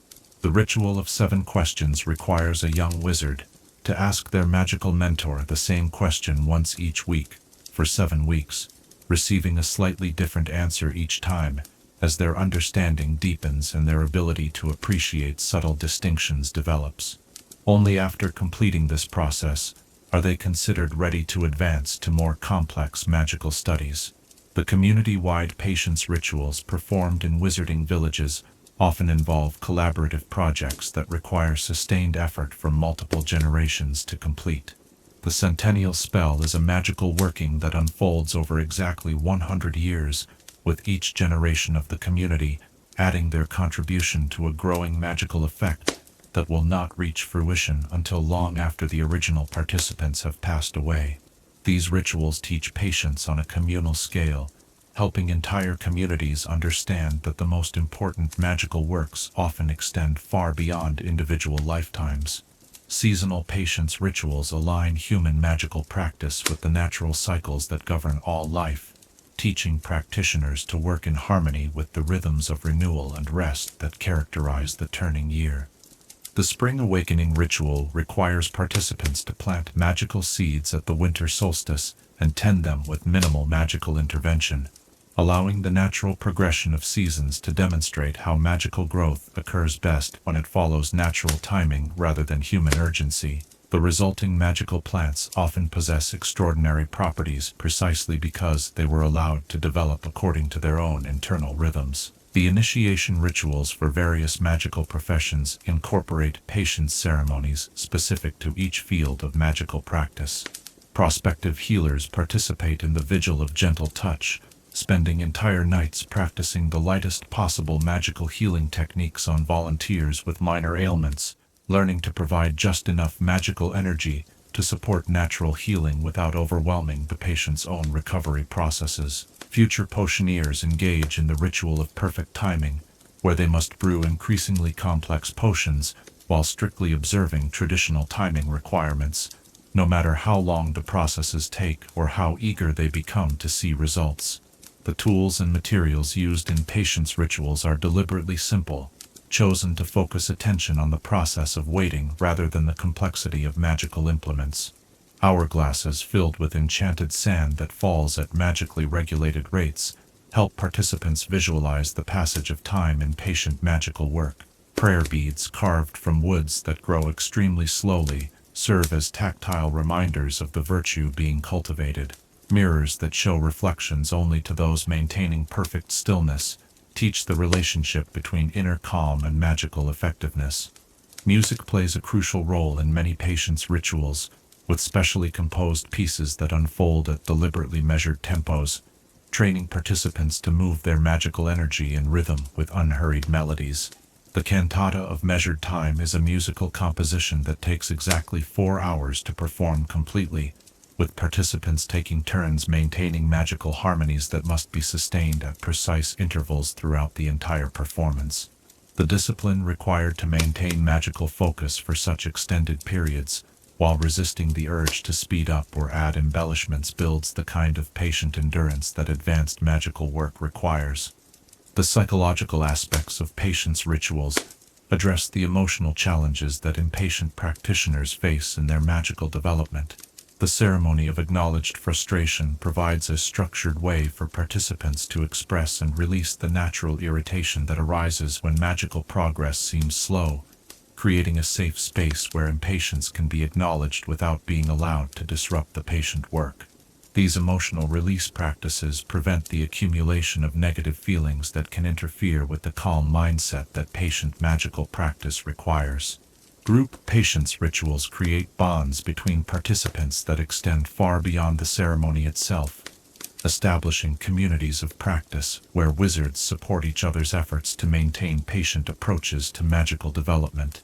The circle of shared waiting brings together practitioners who are all engaged in long-term magical projects, providing mutual encouragement and accountability that helps individuals maintain their commitment to patient practice, even when enthusiasm wanes or external pressures create urgency. The evaluation and assessment practices associated with patience rituals focus not on rapid achievement, but on consistency and gradual improvement over extended periods. Rather than testing for immediate results, ritual leaders observe participants over months or years, noting their ability to maintain steady practice regardless of circumstances, and their growing capacity to remain calm and focused during challenging magical work. This approach to assessment reinforces the values that the rituals are designed to cultivate. Modern adaptations of traditional patience rituals address the challenges that contemporary wizards face in maintaining patient practice in an increasingly fast-paced magical world. The digital detox ritual requires participants to spend set periods away from magical communication devices and rapid transportation methods, reconnecting with the slower rhythms that characterized magical practice in earlier eras. These contemporary versions maintain the essential spiritual principles of traditional rituals while acknowledging the unique pressures of modern magical life. The therapeutic applications of patience rituals have gained recognition in magical healing circles, with modified versions used to help wizards recovering from magical burnout, addiction to stimulating potions, or the psychological aftermath of traumatic magical experiences. The gentle, gradual approach that characterizes these rituals provides a healing alternative to more intensive magical therapies, allowing damaged magical psyches to recover at their own pace while building the patient resilience that prevents future problems. International variations of patience rituals reflect different cultural approaches to the relationship between time and magical practice. Eastern magical traditions emphasize meditation-based rituals that can extend for days or weeks, while African magical communities often incorporate patience rituals into larger seasonal ceremonies that connect individual development with community celebration. These cultural differences enrich the global understanding of how patience can be cultivated and expressed in magical practice. The future of patience rituals in magical education involves finding ways to maintain their essential spirit while adapting to changing educational needs and cultural expectations. Some magical schools are experimenting with abbreviated versions that can fit into busy academic schedules, while others are extending traditional rituals to create more intensive experiences that provide deeper transformation. The challenge lies in preserving the authentic patience-building effects while making the rituals accessible to modern magical students. As you contemplate these sacred ceremonies where time itself becomes a teacher and waiting transforms into a form of active spiritual practice, where generations of wizards have gathered to learn that true magical power flows not from haste, but from the deep wells of patience that sustain all lasting achievement. Consider this profound question. What might we discover about the nature of time, growth, and transformation if we could learn to embrace the slow unfolding of magical development as eagerly as we typically pursue immediate results? And how might this shift in perspective change not only our magic, but our entire relationship with the precious, irreplaceable moments that make up our magical lives? Chapter 10. The Magical Theory of Temporal Patience. In the deepest chambers of magical understanding, where theory meets practice and abstract concepts reveal their profound connections to lived experience, lies one of the most sophisticated branches of magical study ever developed. Tonight we venture into the intricate realm of temporal patience theory, where the nature of time itself becomes both subject and teacher in the endless quest to understand how patience shapes the very fabric of magical reality. The foundational principles of temporal patience theory emerged from the groundbreaking work of Saccharissa Tugwood, a brilliant witch whose studies at the Department of Mysteries during the late 17th century revealed unexpected connections between the experience of patience and the fundamental structure of magical time. Tugwood discovered that patience was not merely a psychological virtue, but a form of magical resonance that allowed practitioners to align their consciousness with the natural rhythms that govern magical processes throughout the universe. Picture yourself in Tugwood's original laboratory, deep beneath the Ministry of Magic, where strange temporal instruments tick and chime in patterns that follow no earthly clock. Here, surrounded by devices that measure the flow of magical time rather than ordinary seconds and minutes, she made her revolutionary discovery. Magical energy itself possesses temporal properties that respond to the practitioner's relationship with time. Spells cast by patient wizards seem to unfold with a different temporal signature than those hurried into existence, creating effects that were not just more stable, but actually existed in a subtly different temporal framework. The core insight of temporal patience theory rests on the understanding that magical time flows differently than mundane time, operating according to principles that reflect the intentions and emotional states of those working with magical energy.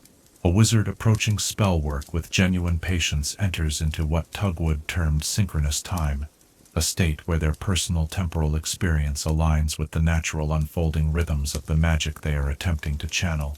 This alignment creates a form of temporal resonance that amplifies magical effectiveness, while reducing the energy required to achieve desired results. Consider the phenomenon that temporal theorists call chrono-magical drift, where spells cast in states of impatience seem to exist slightly out of phase with normal time. These spells often produce effects that are technically correct, but feel somehow unsatisfying or incomplete, as if they are constantly trying to catch up with themselves. Advanced practitioners learn to recognize this temporal instability, and can often identify spells that were cast impatiently simply by observing their temporal signature, the way they interact with ongoing magical fields, and how they respond to subsequent magical work.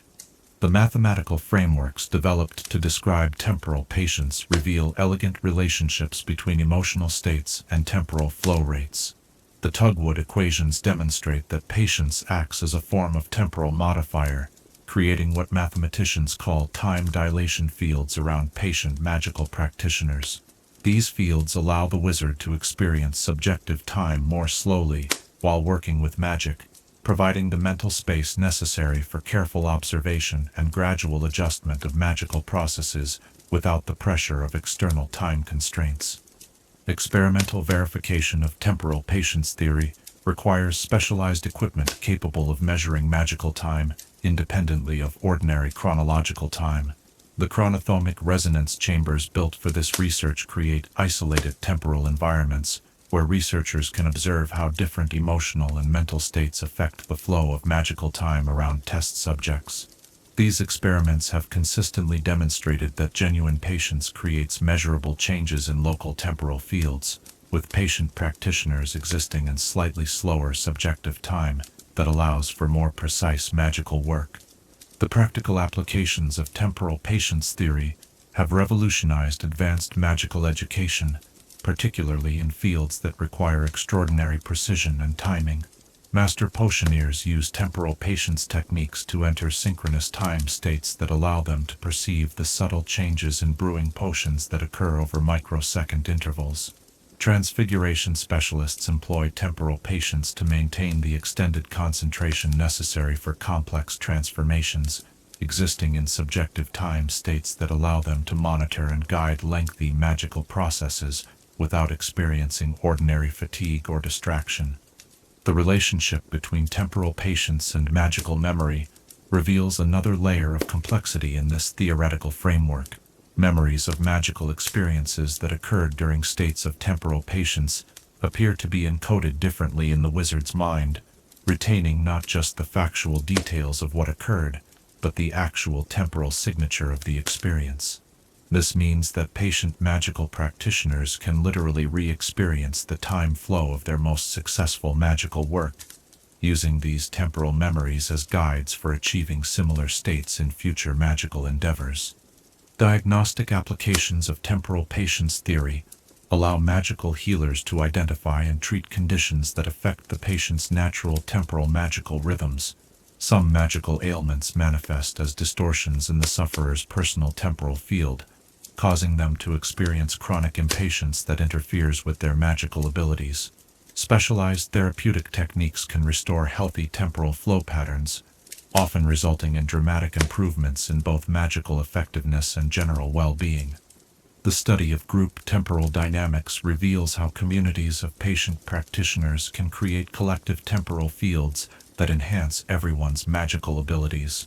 Wizarding villages known for their emphasis on patient magical practice often develop what researchers call communal temporal coherence, a shared time flow that allows the entire community to work together on complex magical projects that would be impossible for individual practitioners.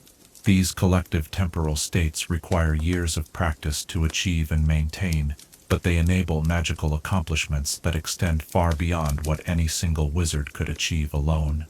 Temporal patience theory also provides new understanding of magical aging and longevity. Wizards who consistently practice temporal patience appear to age more slowly than their peers, not through any direct life extension magic, but because their regular experience of synchronized time creates physiological changes that slow the aging process.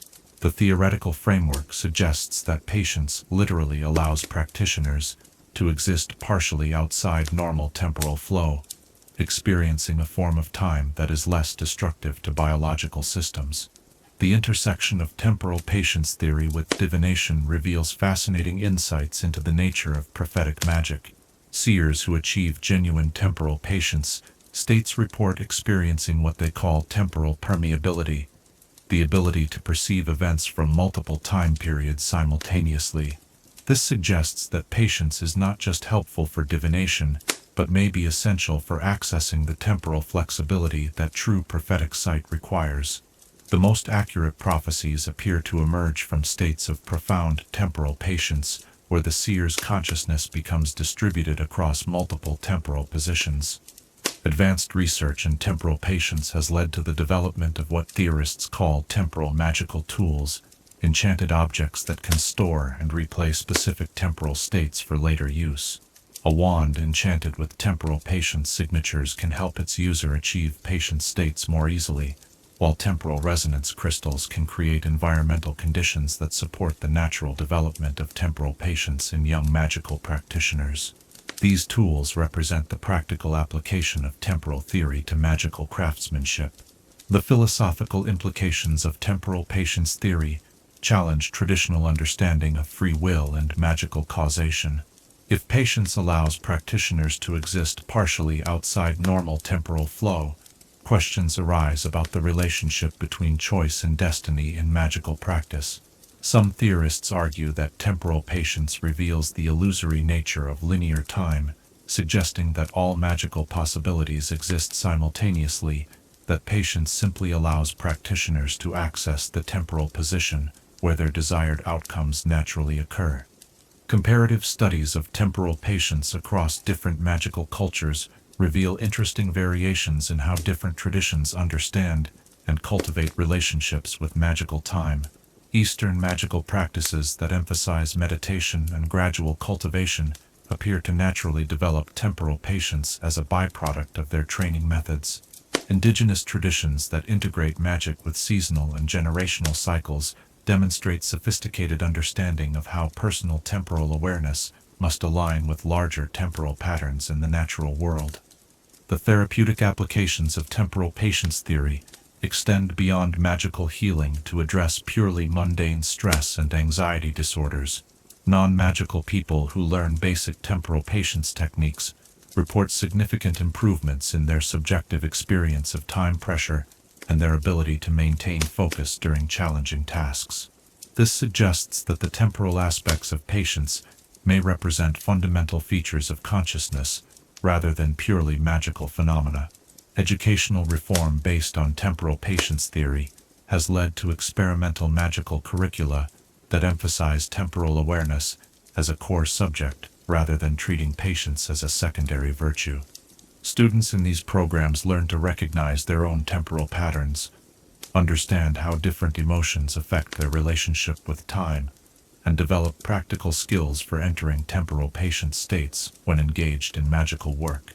Early results suggest that this approach produces graduates with superior magical abilities and greater satisfaction with their magical careers. The environmental applications of temporal patience theory address ecological challenges facing the magical world. Magical conservationists use temporal patience techniques to work with natural magical cycles that unfold over decades or centuries, allowing them to participate in healing processes that would be impossible to complete within normal human timeframes. This approach has shown promising results in restoring damaged magical habitats and re-establishing healthy populations of endangered magical creatures. Future research in temporal patience theory focuses on understanding how these principles might apply to the largest scales of magical reality. Some theorists speculate that the universe itself might possess temporal patience properties, with cosmic magical processes unfolding according to principles similar to those observed in individual magical practice. If this proves true, It could revolutionize understanding of everything from magical creature evolution to the fundamental forces that govern magical reality. As you contemplate this profound intersection of time, consciousness, and magical power, where patience reveals itself not mere waiting, but as a fundamental force that shapes the very flow of reality around those who truly understand its nature.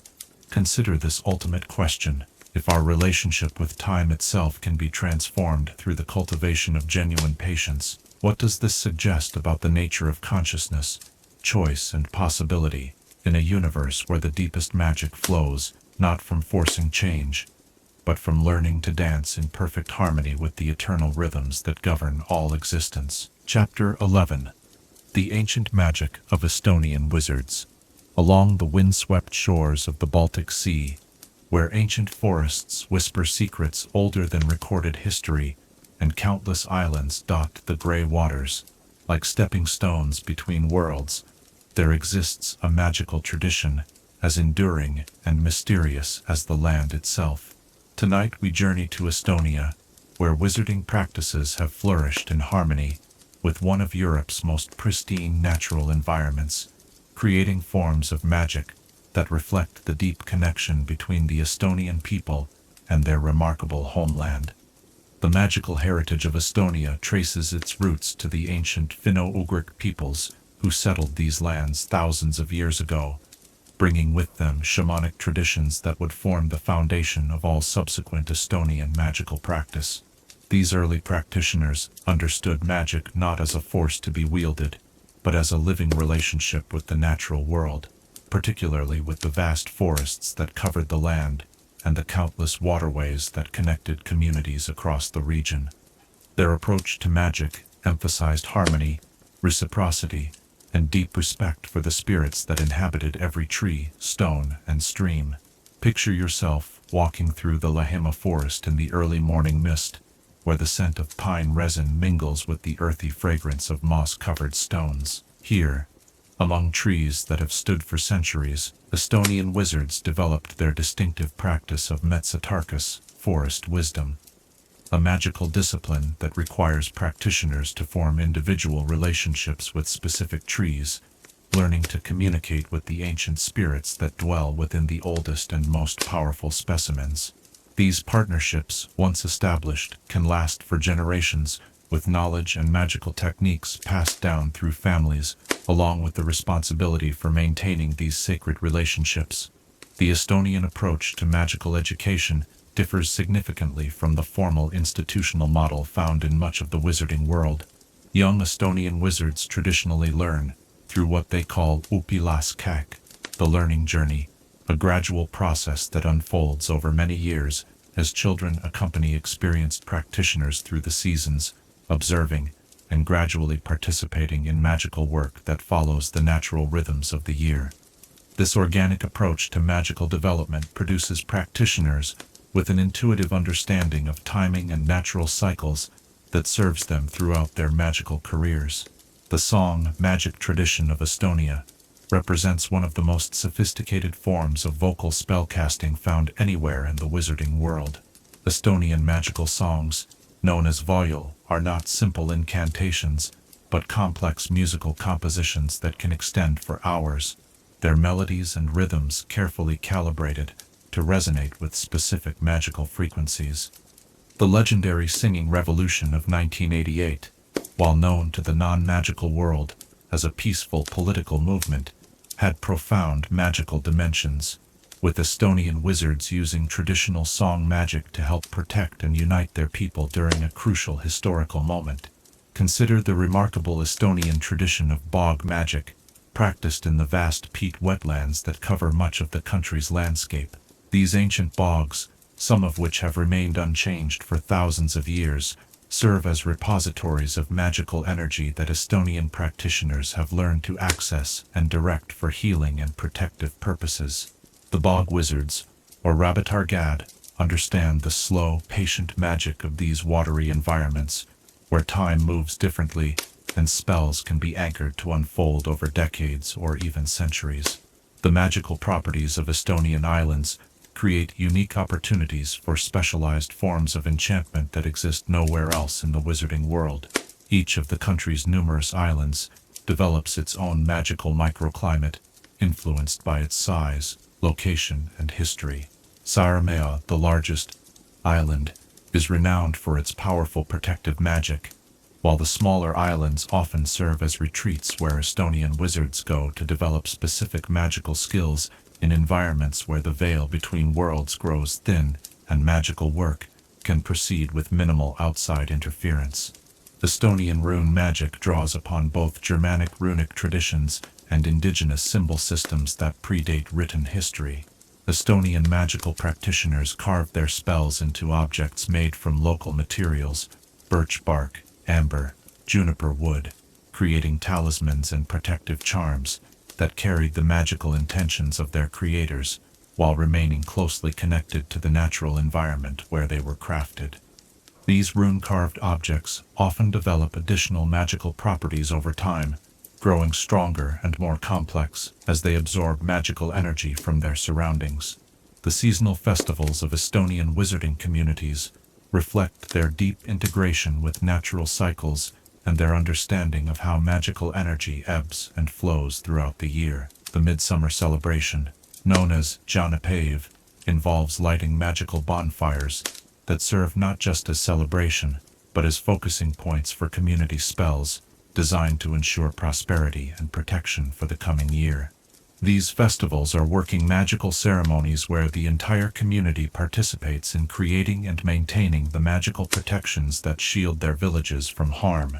Estonian healing magic emphasizes the use of locally sourced materials and the integration of magical techniques with traditional folk medicine knowledge that has been refined over centuries. Estonian magical healers called ravitsejad maintain extensive knowledge of the medicinal properties of native plants, many of which possess magical qualities that are enhanced by the country's unique magical environment. Their healing practices often involve treating not just the patient, but their relationship with the local magical ecosystem, recognizing that true health requires harmony between the individual and their magical environment. The magical creatures of Estonia have co-evolved with the country's wizarding traditions, creating symbiotic relationships that benefit both human and non-human magical communities. The Estonian forest spirits, known as metsavaim, work closely with human practitioners to maintain the health of woodland ecosystems, while providing guidance and assistance to wizards who approach them with proper respect. These partnerships demonstrate the Estonian understanding that successful magic requires cooperation rather than domination. The preservation of Estonian magical knowledge faces unique challenges in the modern era, as the country's small population and history of foreign occupation have sometimes disrupted the traditional transmission of magical learning from one generation to the next. However, the deep connection between Estonian magic and the country's natural environment has helped preserve many practices, as the land itself serves as a repository of magical knowledge that can be accessed by those who know how to listen to its teachings.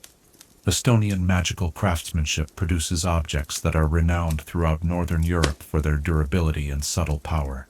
Estonian wand makers work exclusively with woods native to their homeland, understanding the unique magical properties that develop in trees growing in Estonia's distinctive climate and soil conditions. Their wands are particularly prized by practitioners who specialize in nature magic, weatherworking, and the forms of protective magic that have traditionally been most important to Estonian magical communities. The role of silence in Estonian magical practice reflects the culture's deep appreciation for the power of quiet observation and patient waiting. Many Estonian magical techniques involve extended periods of silent communion with natural forces, allowing the practitioner to attune themselves to subtle magical currents that can easily be missed in more active forms of spellcasting. This emphasis on receptive magic has produced practitioners with extraordinary sensitivity to environmental changes and the ability to work effectively with very gentle forms of magical influence.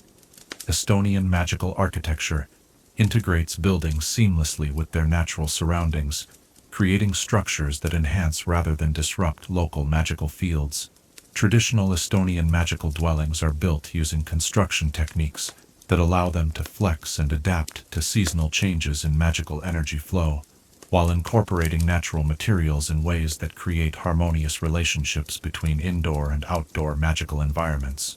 These buildings often become more magically potent over time, as they gradually integrate with the local ecosystem. The magical transportation traditions of Estonia take advantage of the country's numerous waterways and the natural magical currents that flow along these aquatic highways. Estonian wizards develop techniques for traveling along rivers and across lakes using minimal magical energy, working with natural water spirits, and taking advantage of seasonal variations in water magic to move quickly and quietly across long distances. These traditional transportation methods remain popular among Estonian practitioners who prefer to travel in harmony with natural forces rather than using more intrusive magical techniques. The influence of Estonian magical traditions on the broader European wizarding community has been subtle but significant, particularly in the areas of environmental magic and sustainable magical practices. Estonian practitioners have served as advisors to international magical organizations working on conservation projects, sharing their knowledge of how to work with natural magical systems without disrupting their delicate balance.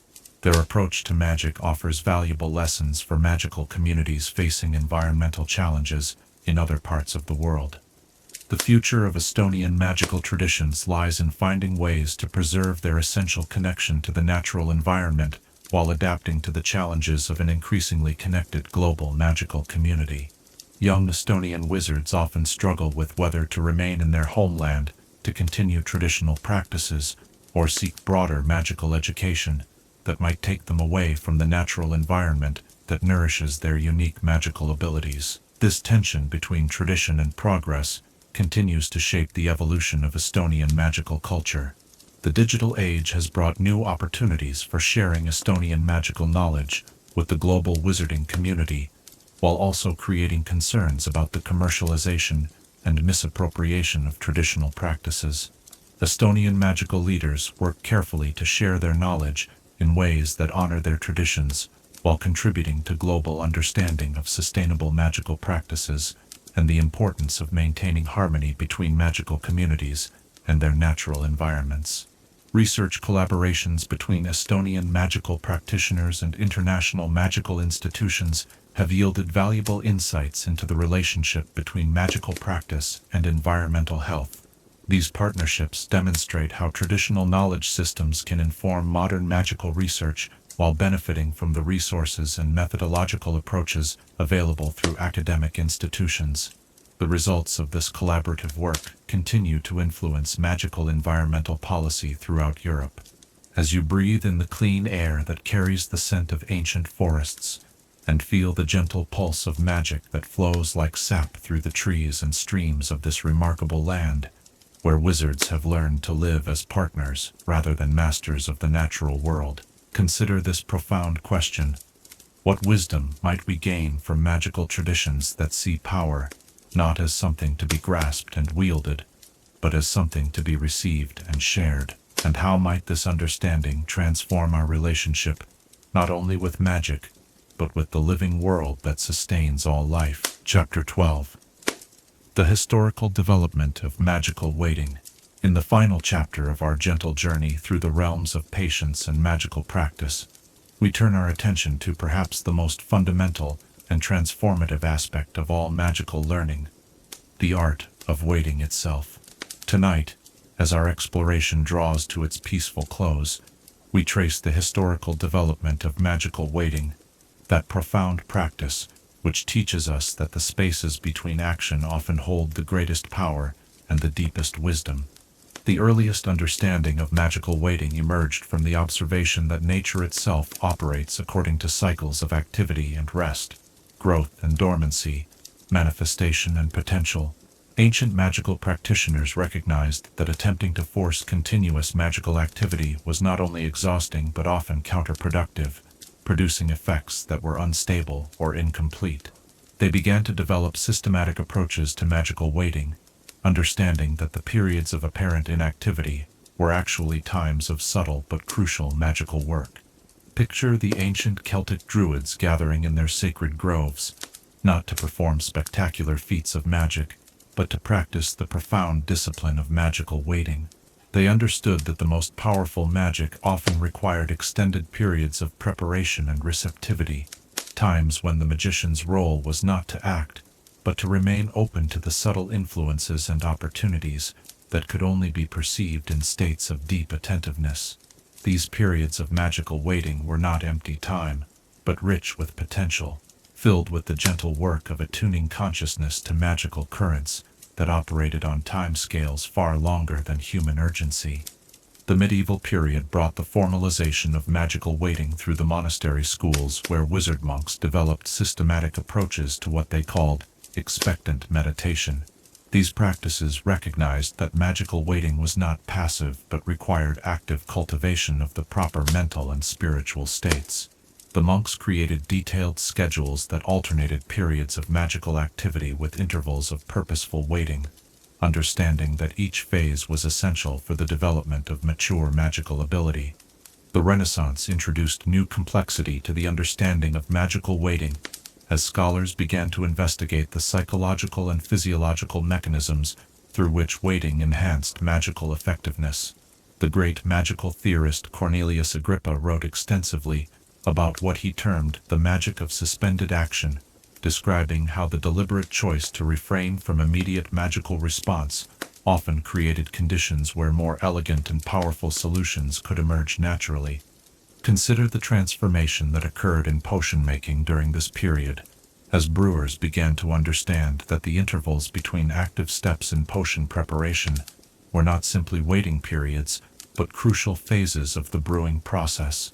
They discovered that potions developed more complex and stable magical properties when allowed to rest and integrate between manipulations, leading to the development of brewing techniques that incorporated planned waiting periods as essential elements of the recipe, rather than mere conveniences. The Enlightenment period brought scientific rigor to the study of magical waiting, with researchers conducting controlled experiments to measure the effects of different waiting periods on magical outcomes. These studies revealed that magical waiting followed predictable patterns that could be optimized for different types of magical work. The research led to the development of what became known as temporal dosing, the precise calculation of optimal waiting periods for specific magical applications. The Industrial Revolution created new challenges for magical waiting, as the pace of non-magical life accelerated dramatically. Many wizards began to feel pressure to demonstrate that magical solutions could match the speed and efficiency of technological innovations. This led to a temporary decline in the practice of magical waiting, as practitioners attempted to develop techniques that could produce immediate results. However, the magical disasters that resulted from these rushed approaches ultimately reinforced the importance of traditional waiting practices. The 20th century brought renewed appreciation for magical waiting as part of the broader cultural movement toward mindfulness and contemplative practices. Magical psychologists began to understand that waiting was not simply a technical requirement for certain types of magic, but a fundamental aspect of human consciousness that affected all magical work. They developed therapeutic approaches that used magical waiting as a healing practice for wizards suffering from anxiety, magical burnout, and other stress-related conditions. The development of modern magical education incorporated sophisticated understanding of how magical waiting could be taught and practiced effectively. Contemporary magical curricula include specific courses on temporal awareness that help students develop the ability to recognize when waiting is appropriate and how to use waiting periods productively. These educational approaches have produced generations of wizards who understand waiting not as an inconvenience to be endured, but as an essential skill to be cultivated. The globalization of magical culture has brought together different traditions of magical waiting, revealing the universal importance of this practice across all magical cultures. Eastern magical traditions that emphasize meditation and gradual cultivation have contributed sophisticated techniques for maintaining awareness during extended waiting periods. Indigenous traditions have shared their understanding of how magical waiting must be aligned with natural cycles and seasonal rhythms. This cross-cultural exchange has enriched the global understanding of magical waiting as both a practical technique and a spiritual discipline. Modern research in magical psychology has revealed the neurological basis of magical waiting, showing how periods of receptive inactivity create brain states that are optimal for magical work. These discoveries have led to the development of new training techniques that help wizards achieve productive waiting states more quickly and maintain them for longer periods. The research has also provided scientific validation for traditional teachings about the importance of patience and receptivity in magical practice. The therapeutic applications of magical waiting have expanded significantly in recent decades, with specialized practitioners developing treatments for various magical and non-magical conditions that involve teaching patients to use waiting as a form of active healing. These approaches recognize that many forms of magical healing require the patient's cooperation in creating internal conditions that support recovery, and that this cooperation often involves learning to wait actively for healing to unfold naturally. The environmental movement has brought new understanding of how magical waiting can contribute to conservation and ecological healing. Magical conservationists have discovered that attempting to force rapid environmental restoration often creates more problems than it solves, while approaches that incorporate periods of magical waiting allow natural systems to participate in their own healing. This has led to the development of conservation techniques that combine human magical intervention with patient waiting for natural processes to complete the healing work. The digital age has created new challenges for magical waiting, as younger wizards become accustomed to immediate responses and instant gratification. Magical educators have had to develop new approaches to teaching waiting skills that can compete with the attractions of fast-paced technological culture. Some schools have experimented with incorporating digital tools that help students visualize and track their progress during waiting periods, while others have emphasized the importance of regular digital detox periods that allow students to reconnect with slower, more natural rhythms. The future of magical waiting appears to lie in finding balance between honoring traditional wisdom about the importance of patience and receptivity, while adapting to the legitimate demands of an increasingly complex and fast-paced world.